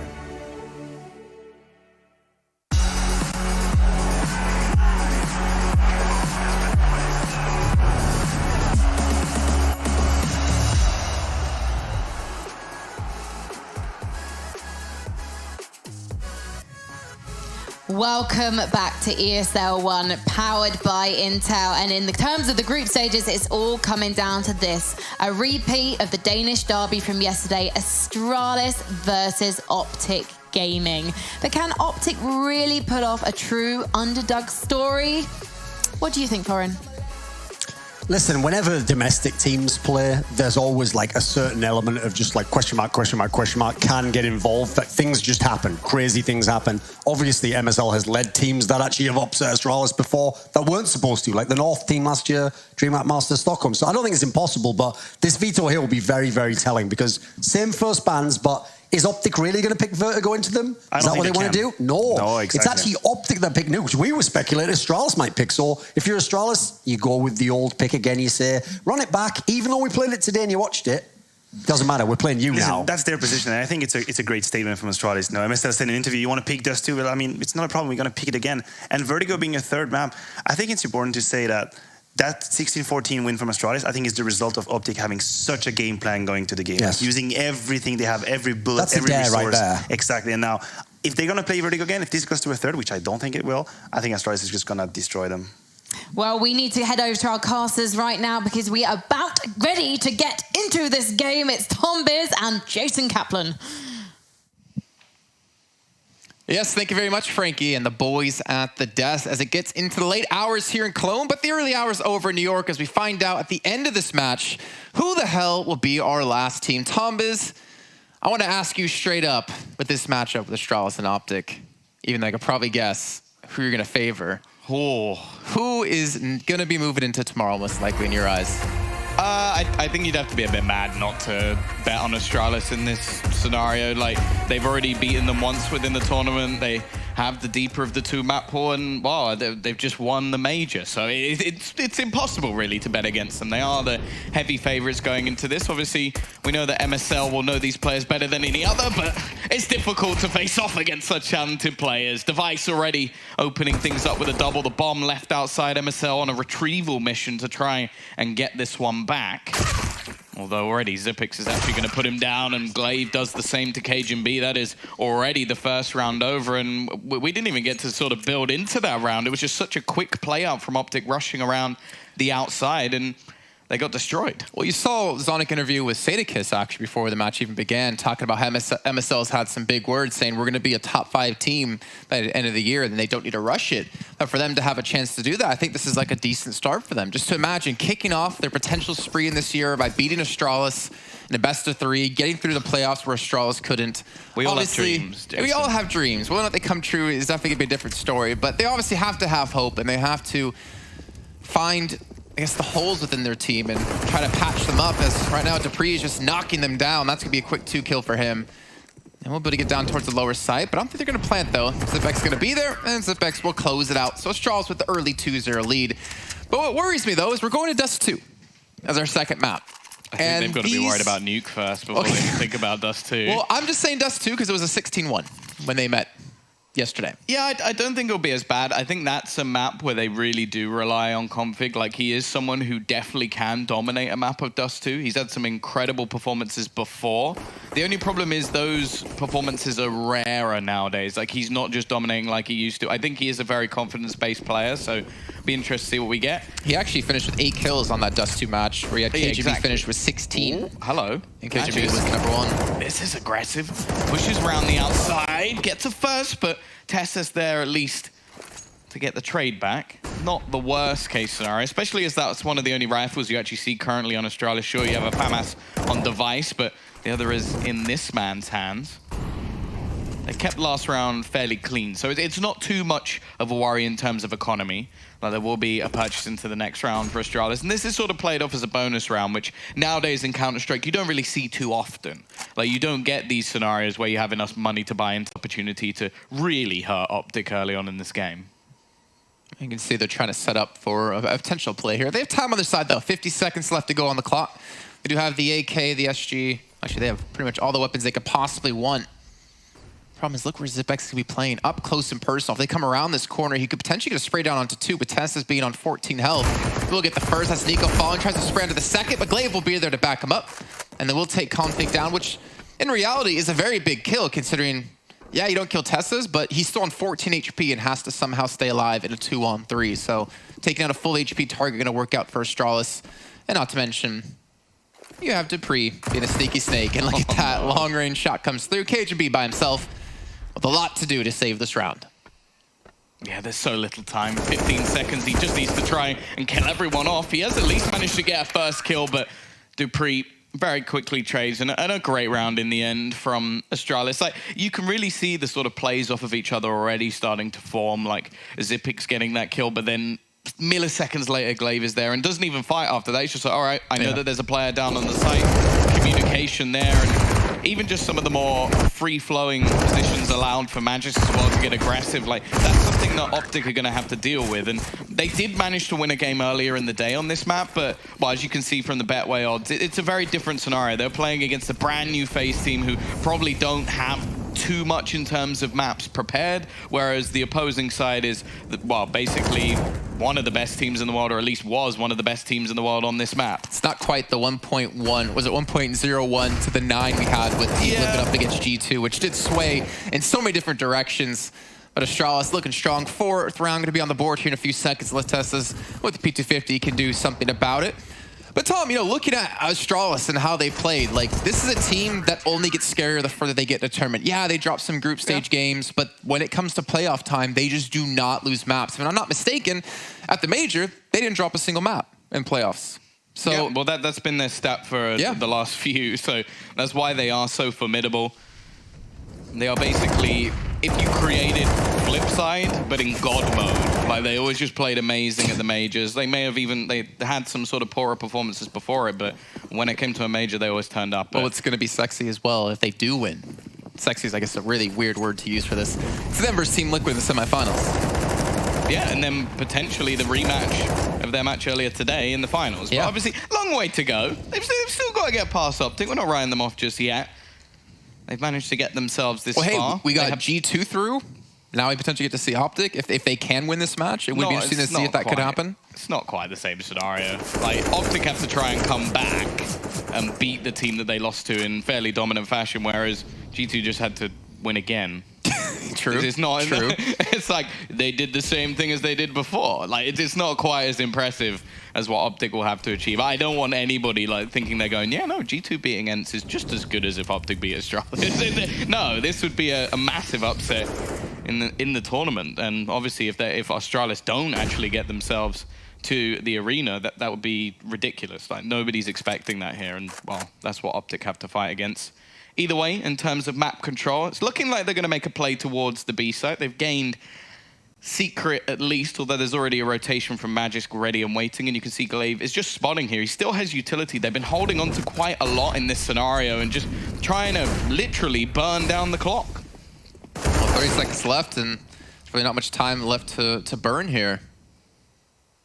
MSO trying to pick up where Config did fall. Unfortunately, he's going to lose out against Zipex, who gets his second of the round. Now down to the last 3 players for Optic as they have to make their move with 18 seconds left. I think maybe that move is to save, but looks like they will be trying to hit this upper site, and you can already see Dupree is waiting, and Dupree is ready to pounce. He only gets the first, though, as KGB is able to close that out. The problem is getting the bomb down now with players all around you. Looks like he will be successful in this, but to defend in a 1-on-3, he's got to hit some god shots. Yeah, luckily, Zipex was low. That's the easy one done. It's the other two that may be a bit of trouble, and well, Glaive is the first one that he fails at. It is another round on the board. 5-0 now for Astralis, but a bomb plant in all will give an extra purchase in at least for the T side, but this is sort of how tough it is. Like, you really are up against 5 titans at this point. Like, Zipex has always been tainted as that sort of, oh yeah, he's the support player, which is an absolute load of rubbish because he is one of the most clutch players in the entire game. And also plays some pretty horrible positions in a lot of the maps, but still manages to make the... Even look at this round, just holding on to that mini position, not allowing anybody to get back in, and then peeking back around and killing a player as they walk onto the site. I remember, actually, like, I think it was the first Pro League season back in 2015, I guess, 2000, whatever that was, 2000, a long time ago. And there was talks, actually, back in the day? Yeah, back in my day. There was talks about replacing him And I remember looking back at his stats, and he had the most 1vx clutches out of anyone in the entirety of the Pro League, and he was such a solid player. And then going into the finals, you saw him do it time and time again, winning out on 1v3s, 1v2s, 1v4s over and over again. This man's an absolute legend. I don't think he necessarily gets the credit he deserves. He has a fair few majors. I think that might be credit enough. Credit I think, from people. Yeah, I think his bank account's probably doing all right as well. But hey, I don't know. I don't know the inside. But here we go. Smoke's on the outside. We are going to see that push. Nice nade already coming out. Whittling away at these Optic flares. They do still have a few Molotovs. But in terms of smokes, that's where they're limited. If they are going to try and maybe use one to get the bomb down, or even if they just want to smoke off some of the avenues, even just to try and get past. Like, again, it's just Glaive shoulder peeking. Spots out the majority of the team and then just wastes a lot of their time. And the fact is the players on the other side of the map haven't even budged yet. They're still just waiting up above. They've left it onto Glaive. He's even going to get the first pick as well. Gives them that man advantage, a second as well. He's already done enough. He slowed the play. He's allowed for the rotation of the remaining Astralis players. And he's got them a man advantage at the same time. What more can you ask for? Well, they still have a player towards the upper. KGB was there, and KGB's gonna get the kill as he was able to push in through Mini.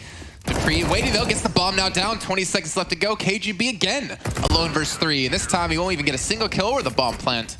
And Astralis now off to a 6-0 start.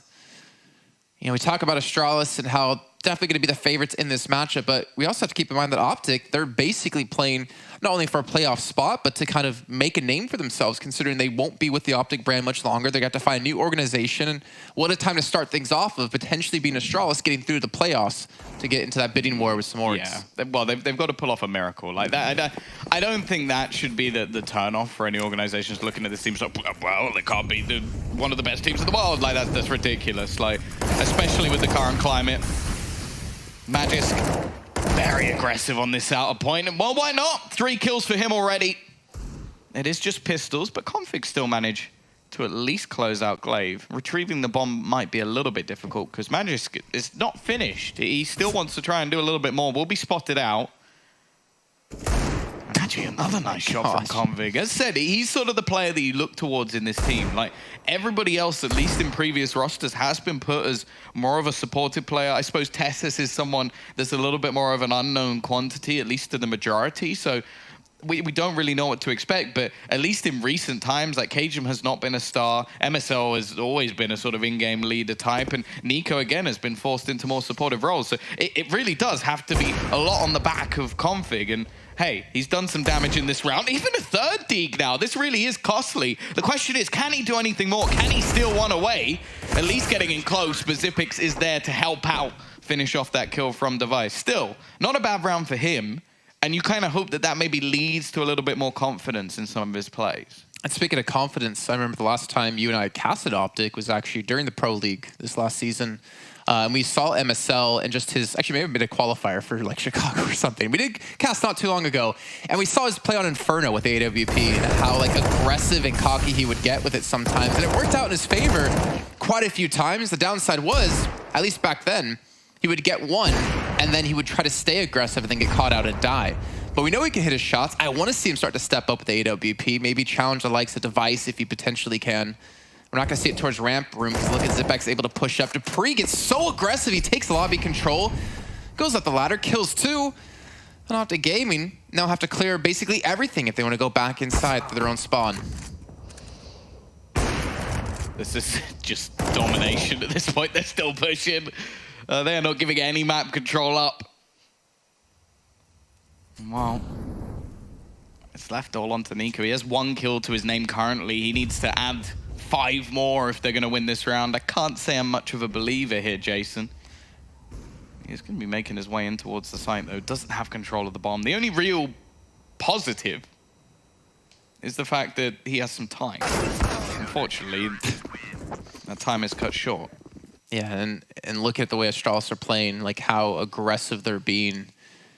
They basically own 75% of the map, it feels like. Magisk pushed outer, got 3 kills. It's about, they don't pushed own lobby. Spawn. That's about it. I suppose Spawn does run for quite a big portion of the map, but I think that this is bleak, and yeah, they need to take a pause. They need a moment, because that is ridiculous. Like, that's absolutely ridiculous that Dupree's just able to push out like that, get in towards their spawn area and do damage while they're lining up their smokes. Like, these are not plays that should be possible ever. So this is just sheer confidence. And on the other side of things, like, MSL is meant to be someone as like, we saw like the pick that they actually had when they played them earlier in the tournament. They went for Vertigo. They tried to find like a hole within the defense, a map that maybe Astralis aren't quite dominant on, and they gave them a bit of a run on it. Yep. Sure, okay, it went to Dust 2, it was a blowout, yeah, whatever. We didn't expect them to like dominate the whole series, but that at least looked promising. At the moment, this pick doesn't look promising at all. We've seen nothing so far. Like, already 2 players on over $10,000 on Astralis. 8 rounds up, and we know that when they were dominant on this map, they're actually able to win quite a lot of TE rounds, which definitely doesn't help the situation. And every trade at the moment seems, at least, to go the way of Astralis, but a nice couple of kills for Tesses. I think Optic have had more success with the Deagle than they've actually had in their gun rounds. No doubt. It's not even a question. And the thing is, like, obviously we can talk about it that way, but with how well Astralis are already playing so far, with how aggressive they're being without being punished, Optic have to fight for every inch around this map, or sorry, if you're from Europe, every centimeter around this map. It takes time to clear all these angles. It takes time to push all these positions. And we've seen the clock run down quite a few times. They're able to push this one and actually get the bomb down because they're able to clear out Rant Room with the pistols. But again, maintaining this now in a 2-on-3 with Nico on 12 health is not very likely, but that might make it more likely though. This Lave will go down. H&B, that's gonna be an interesting position for him. So many angles to watch. Spots at the first, takes down Device, gonna swing around, takes down Dupree as well. Nico comes through to save it. With 12 health, he gets 3 kills. More importantly, he gets that first round that they needed. Yeah, sick round from him. 12 HP, 3 kills. And that's just a pistol buy-up as well.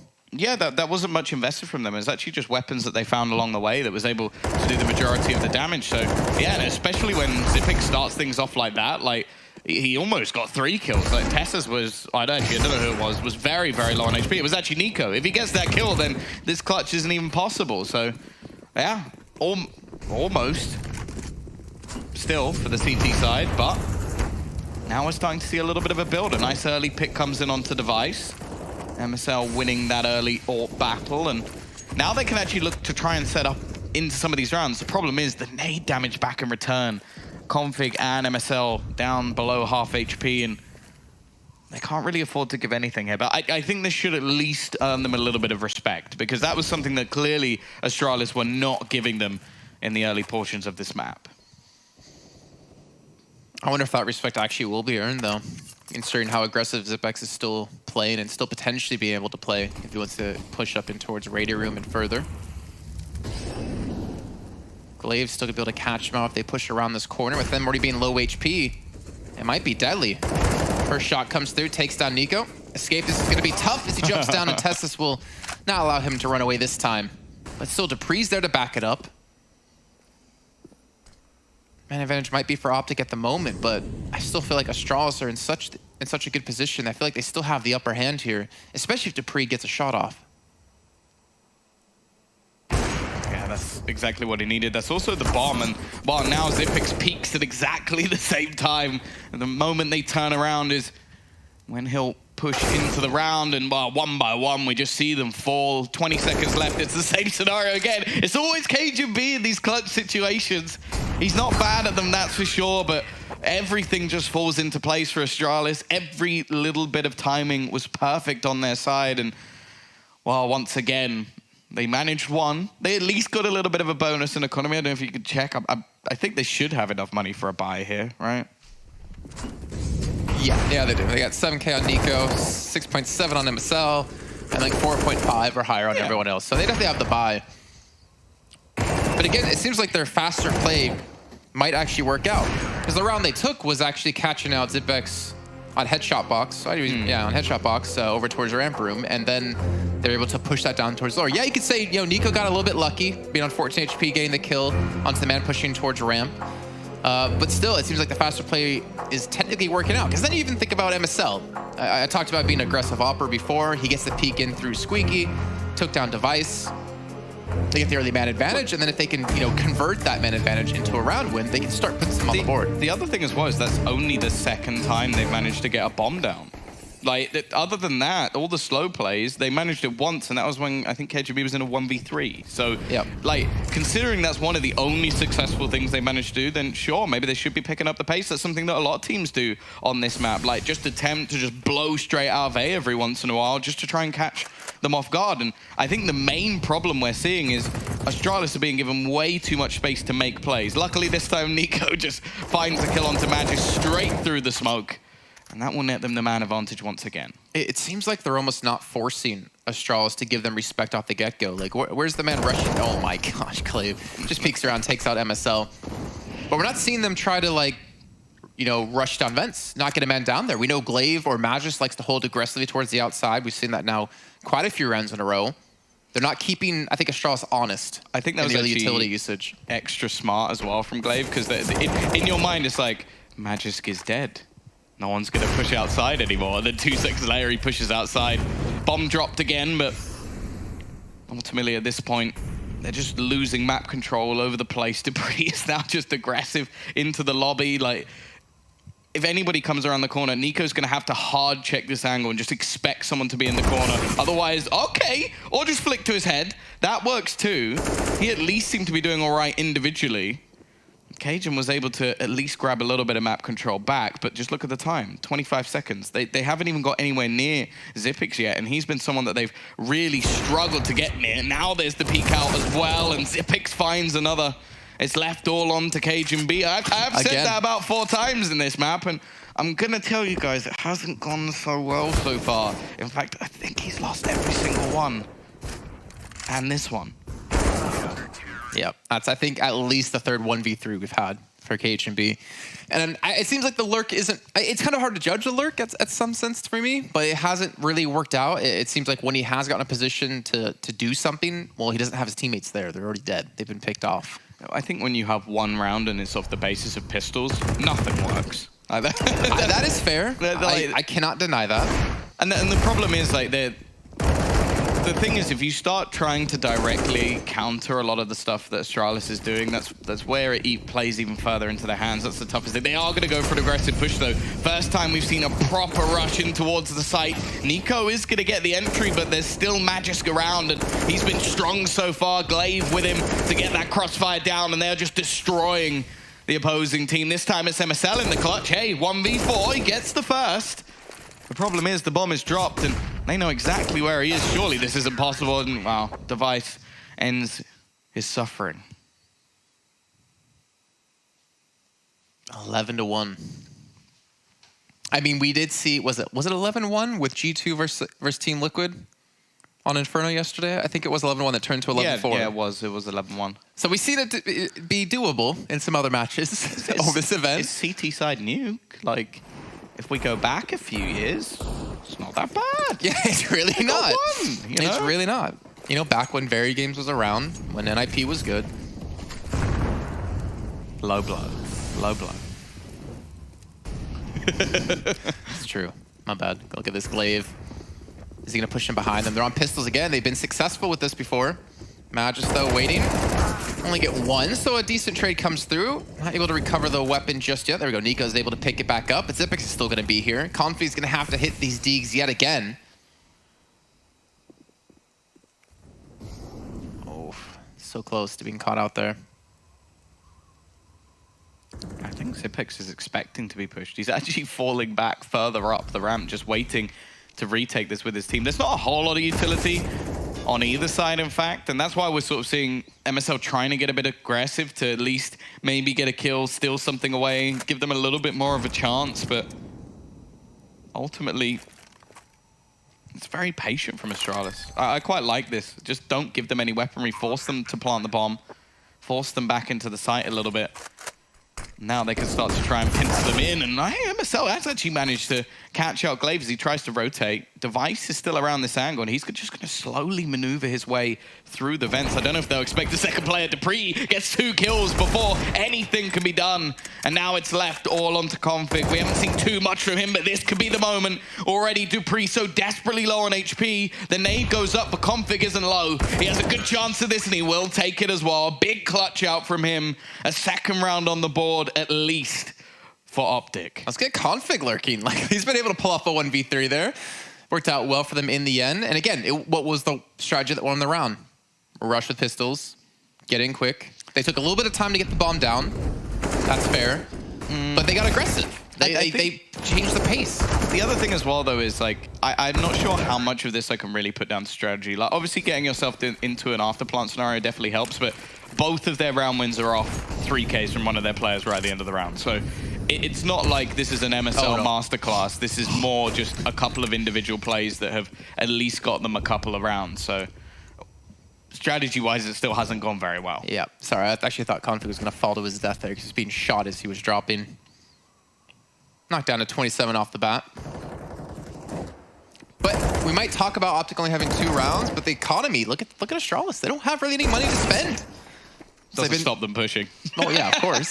But they've been able to do decent damage Optic side to Astralis into the economy game. The problem is it's not really translated into rounds, and if it does now, will 4 be enough on the T side to spring a comeback as they swap over? It's workable, but I think even just talking about 4 is somewhat optimistic. Like, you're going to need another big play to come in. They have managed to get Heaven control. The wraparound does give them a lot of space, but again, it seems evident that Astralis knows that they could be up there. Magisk at least needs to get himself 1 kill, and he will have heard the drop. He knows that they're within the site. Dupree's going to get Molotov'd off, but he still gets the kill onto the man, pushing back in through Mini. Zipex also within the site gets 1 more, and now it's Testis. It's his turn to pull off the big play, but unfortunately, it's not to be. I feel like whenever one of those plays is denied, it's Device getting the kill. It just seems to be his like, no, not today, thank you. And yeah, that's going to be a 12th. Still enough money, at least for a purchase for Optic into this final round of the half. But even if they do manage to get a 12-3, like, as said, when Astralis were like utterly dominant, like, I mean that they hadn't lost a single map, and I can't even remember how many, it was so many ridiculous wins in a row. They were getting high rounds on the T-half. Like, they were getting like 7, 8, more than that round. So they need 4. Like, realistically, even if they were playing, like, to the standard we've seen more recently, like, before the major, I'd still expect them to be able to get 4 T rounds on Nuke. Like, as the Death said, it's a map that they might have even picked into. And then you think about Dust 2, where they already won 16-1 yesterday up against Optic Gaming, so it's going to get even tougher as they do swap onto the second map. Utility's not quite there for Astralis, so there might be a chance for Optic to get a 3rd if they can hit their shots. And MSL's been... well, he's been consistent on first kills with the op. Oh, almost had a commentator's curse come back into play there. I was getting a little nervous. But he gets the kill again. But my question is, what can they do off the back of that kill? Can they translate that now into a round victory? Glaive's pushed up. He's got support from Magisk. Flashbang's going to come out. You might actually peek around the corner from this. They have to expect this at this point, though. It's happened so many times that there's been a player on this angle. They're literally next to each other, and MSL jumps up. Takes off his opposing in-game leader's head. He is now the king. But Dupree is still going to get aggressive, still try and take back some control. Just straight through the smoke, Zipex has caught another. Whenever a round seems to be firmly in Optic's favor, someone steps up to the plate. They should be able to rotate another kill from MSL. That's 3 within this round. Surely this has to be one they take. Like you said, the rounds they have won, someone's gotten a 3K. Could be round 3. So you got Zipex coming from ramp. You got Dupree coming from secret. And there you go. MSL gets the 4th. A chance to pull off an ace here, but Zipex going to be in a 1-on-3. And Nico will shut him down. So Optic will get a 3rd round on the board. It will be a 12-3 half, but will 12-3 be good enough as they do swap over? And to be honest, I think a lot of people out there are going to be worried for them. Yeah, no, this is a really, really tough position for them to be in. And to be honest, like, just the way that they've actually had to steal themselves rounds is kind of ridiculous. Like, the fact that it's been either a 3 or 4K winning them one of their rounds is somewhat ridiculous. Either way, we'll be back after a short break to see if they can turn this around on the CT side of Nuke.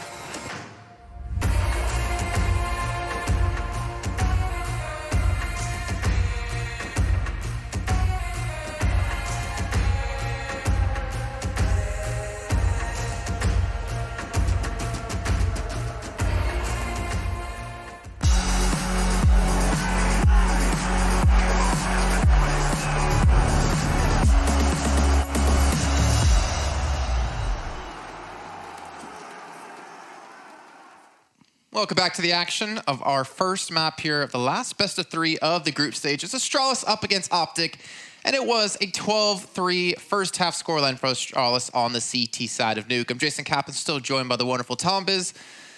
And Tom, as we move on to the T side, you've already hinted at this many times and talked about it quite a bit, that Astralis are a team on Nuke that will put up 6, 7, potentially 8 rounds on that T side. So what the hell is Optic going to need to do on the CT side to be able to hold them back? Because they're going to have to. This is their last chance to make it further in the tournament. So you saw those 3 rounds that they won where one of their players went kind of nuclear.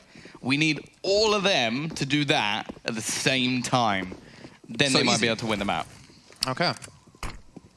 That'll help. And even then, that might not be enough. That's the worrying thing. Like, it's Astralis. They're so good at the T side of this map, or at least we've seen it from them, and they definitely seem to be coming back into form off the back of that major. Sure, EG definitely are giving them a run for their money, at least within the group stage, but they did that at the major as well, and then it came to playoffs, and Astralis were a different beast, and well, EG, NRG at the time, definitely didn't quite seem the same. Look how much map control Dupree has managed to get wrapping around the rafters. Takes a couple of shots, but he gets the kill anyway. There's a man below him he's got to watch out for. Nico still on the site, but surely he's going to get overwhelmed, and that will allow the bomb to cross in.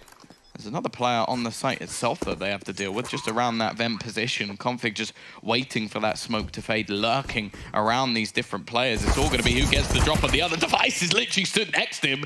And Config will save his teammate just about. The remainder is still within the site, though. And one by one, again, it seems like every round that's close, a player falls with this onto Config. He's already clutched one of these rounds. He's got a man above. He knows it hits the shot as well. And gets the last one as well. What a play from Config. As said, this man has to be the one to lead the way for this Optic side. And he's going to get a 4K in the pistol round and basically save it for them. Without him, it's not even close. Tom, you saw how much ammo he had left in his gun on that last kill, right? No. One bullet in a dream hits the shot. That's Config. That's what he does. One bullet left and he hits it and wins the round. Well, like you said, for Optic have a chance on the CT side. If he had 2, he would have missed. You know, knowing the way the universe works sometimes. Exactly. Definitely, yeah. And look at those odds. That looks very familiar from what we talked about. Betway odds, 1.01. It should be 1.02 now that they won the pistol round. Yeah. I give them an extra 0.1. That was just insane stuff out of Config. Let's see if he can do it yet again. And you already mentioned someone has to go nuke. Oh, okay. You what? I didn't even see. I had X-ray. I don't even know what he just hit. Well, this is the power of the SG buy, for anybody wondering. This is something that a lot of teams do now that they can get it with the bomb down. Already 2 opening picks coming in for Astralis. And, well, this comeback might be very short-lived by the way things are going, but Config has at least been able to find Device. I think that's one of the AKs down. It is. He's managed to retrieve it as well. Dupree doubling back in. Has to be careful because Cajum's up above, and he's going to get an important double. That might have just saved them here. It's left all onto Magisk. He now has that trusty SG in his hands, but Config is waiting just around the corner. Does a lot of damage to start off this hold from the CT side. There shouldn't be much of a chance for him here. He does have the bomb. Now, if he could double back down to the B site, that's a free bomb plant. I don't think there's much they can do about that. He's actually just going to be waiting as close to the door as he can get. But, hey, this should at least be a little bit of extra money for Astralis to play. But Cajun seems to be aware of it. Ooh. Oh, can he get away with it? I think he might just have done. Yeah, that's money at least. I still don't want to count him out just yet. Okay, I'll count him out now. So Optic takes a bullet in the face for Jason Kaplan to be happy. Yeah, you know, I don't want to count anyone out for Astralis. Could be 1v5 and still have them having a slight chance there. But you mentioned before, if Optic want to have a good chance, Config has to step up. He was unable to, unfortunately, in the last match they played against each other. There's your shot. Earlier on the group stage, is actually Cajun be the one to step up. But hey, if Config start to hit shots like this, yeah, Nuke might not go their way, but maybe there's a decent chance of getting a Dust 2 if he can really pop off like the way they need him to, and if everyone else is able to start hitting their shots. You know, MSL has looked decent so far, I'd say, in this series, as decent as you can be when it's a 12-5 scoreline at least. And they've got Astralis on the pistols, so maybe we can get a 6th round on the board, but we've already seen Optic win a couple of pistol rounds themselves. Yeah, we'll see what they can do. It is pretty much said that within the Danish scene, there's only a couple of players that you can really argue could get into this Astralis team. And one of them is Config. I'll take that one. The other is probably Valde. Everyone else, like, they've either been in the team previously, it didn't work out, or just didn't see too much of them. Nice shot from Glaive. Even still, though, the man advantage captain. Although the crossover comes in towards Secret. This is more just to try and retrieve some weaponry, not something that they can really do too much with, especially based off the position of the bomb, the fact that they've only got the smoke that Glaive literally just picked up. Let's see what he can actually do with it. Is there any space he can gather? Just going to throw it in to try and section off that small portion of the map. And if you've noticed, there has been a rotation from Config. So there might be an opportunity for the remaining players to try and get into the A site. Instead, they're going to start pushing Tessus. He hasn't had the best game so far. 5 and 17, 28 ADR. KGB's there to support them. Even still, Tessus goes down. And while Zip, this is just an attempt to do damage. Yeah, 9 HP at Deagle. Did you count him out? Honestly, no. With it, Zipex, You don't want to no. say it. You just don't want to say it. I will never count Zipex out. Like I said before, even on the threat of potentially being kicked from Astralis back in like the first Pro League season, this man had the most 1vx clutches. I think open his doors, basically going to solidify it, but again, he's one player I think in this entirety of Counter-Strike I would never count out in a 1vx situation. He just has this power, this magic to him. Yeah, he can definitely make you look like a fool. I think there's been many... I can pretty much say probably every top pro has had a moment where they just go, well, yeah, we lost that clutch, but it's Zipex. Yeah, it's Zipex, come on. Let's just get over it. Like, this happens every once in a while. There we go. A proper buy coming in for Astralis. No AWP, but that might be based off choice. Dupree does actually have a little bit of extra money, and actually so does Glaive, so might just be looking to try and have a bit of a faster take. Zipex spamming through. Does a little bit of damage, but not anything to really worry about on the Optic side. And we're going to see these same nades to smoke off Mini once again, trying to remove space, vision away from the opposing side. MSL had a great AWP clip at the end of the last half. Just lots of players jumping over, though. It's like they're just playing with him in that AWP, and in fact, it does give up the space. He does retreat away, though. He's not going to miss that shot. He's now to take the time to jump across. Looks again, they're catching Optic on the rotate. They're catching get aggressive. Tessus was dropped. Nico's down to 22 HP. MSL will be blinded up and killed off here, too. And look at that, Dupree again. Just going by himself on the outside, picks up 2 kills. Sorry, 1 kill. That was Device to get the other one. But the pressure of that late lurk is really working well for Astralis. He did it even on the CT side, funny enough. Yeah, and unfortunately for Optic, this is a moment it doesn't look like they're going to challenge. They have a little bit of extra money. Config will be able to drop a gun. I don't think Cajun can, though. And it's one of those scenarios where you're saving to maybe just keep those 2 weapons or go for a risky force. The problem is that they're so far down after the first half that you might see some crazier or riskier plays coming out from Optic when it comes to their purchases, because it's like, oh yeah, we can eco here. So, but then they have 14 rounds. Do we want to give them 14 rounds? Probably not. But what if we then lose that? Then they have 15 rounds. It's like, yeah, there's not really a good choice. Like either way, you're in a bad scenario because of how bad the first half was. And even when you go to the oldest iterations of Nuke and where you could see like 14 1/2s, you can have scenarios like that where, say you lose too many T rounds or too many of CT rounds, like you have to make decisions based off maybe the mistakes or what happened in the first half. It's always been a factor within Nuke. Like that's why people always wanted to start on that CT side, so you didn't have to make ridiculous comebacks like this. Yeah. And obviously the mentality that kind of affects you for Optic, knowing that, well, if we lose this round, then they have 14. If we invest and we lose, they're gonna have 15 eventually. Like, you kind of have to take everything with a grain of salt, considering you have to ignore that kind of threat when you move on to the second map. You have to kind of reset your mentality, or you're gonna be knocked out of the entire tournament. And that was just the first buy run out of Astralis. Not only do you have to beat them with a force up as we see here, but you have to consistently do that for quite a few rounds just to equalize things in this match. So now into our 20th round. Probably gonna see some aggression out of Astralis with Squeaky Door and Device. Look how much real estate he's gotten. How aggressive he is able to push up here with no one there to contest him. Yeah, this is kind of mad. Like, no smokes, and he gets the secret. He just walked through. It looks like on Optic side, they're just kind of happy to turtle up. And yeah, there's not even anyone rotating because they actually don't know. They don't know. They've just gambled onto ramp. There's been quite a lot of pressure there previously. And I guess if they can keep ramp control, that will make a retake on the B side at least a little bit easier. So I suppose there's an argument there. You're also going to see Tessas just having a little look around just to make sure there's nobody coming in on the flank as well. So they're at least trying to have a bit of a look for information. But this is the tough scenario of when you don't have the perfect buy. You don't have that AWP. You don't have the person who can really challenge with the amount of utility you'd like. You have to make sacrifices. And the sacrifice they made is, okay, we'll hold ramp. We'll make sure they don't get that portion of the map at least. But we are going to have to sort of sacrifice the battle for our side. But I'm almost scared they're going to get flanked at ramp. I don't think... Yeah, Tessa's not watching the angle. I don't believe MSL really is either. Glaive just trying to cause a bit of a distraction as the bombs make its way in towards lower. I think they now know, yeah, well, we've lost lower considering there's fire everywhere on the ramp. And Glaive's going to watch for some rotates. So really tough times here for Optic to fight their way back into this. How do they get back in to this actual bomb site? Or are they just going to try to save?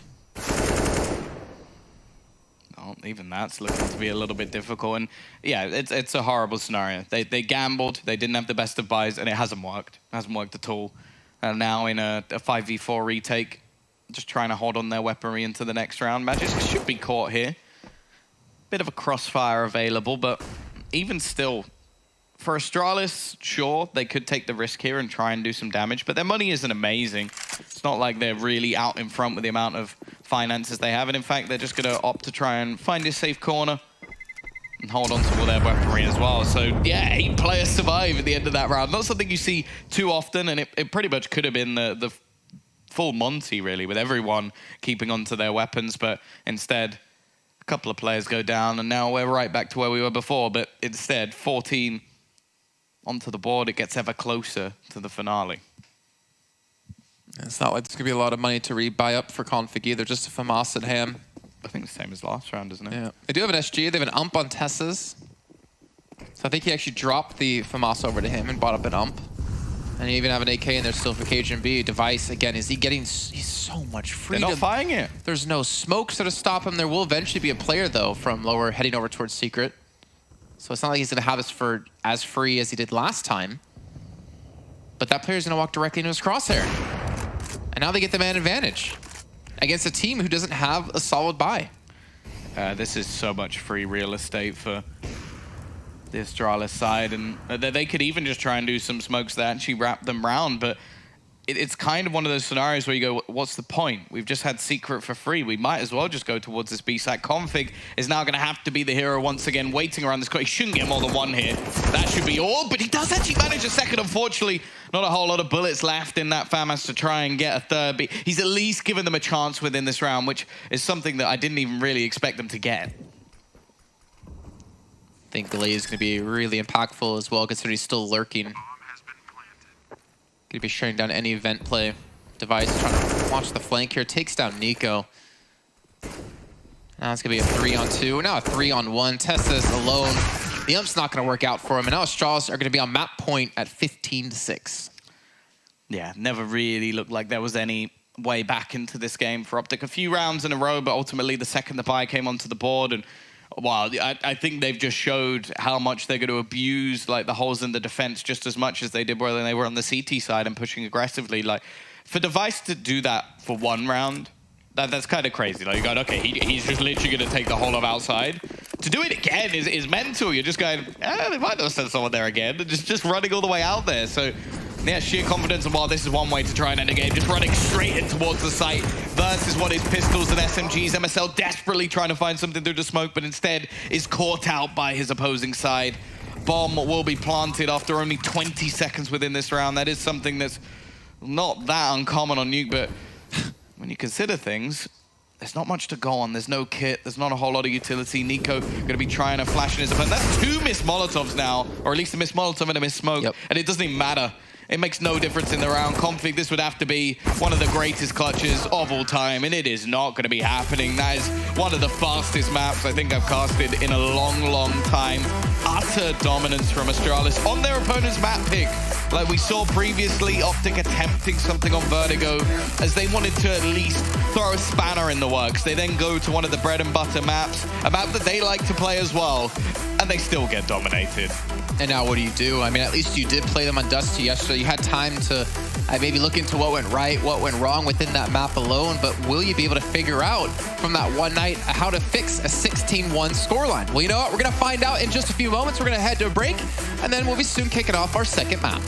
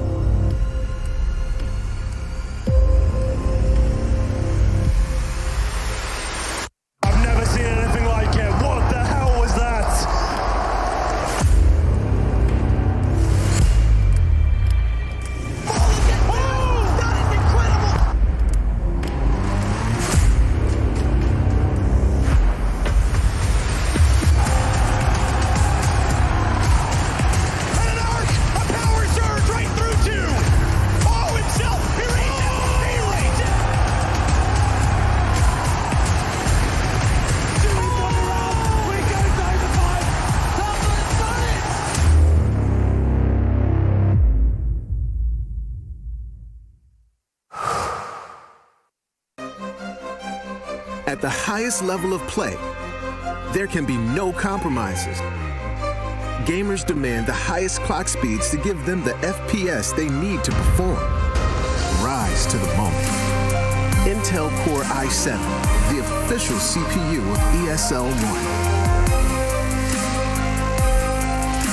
1. Game, record, stream without compromise. Tell him we're flexible. Don't worry, my Dutch is okay. Just okay? Deze man is erg super. Tell him we need this merger. En hij heeft een knuffel nodig. Knuffel? It's happening. Just okay is not okay.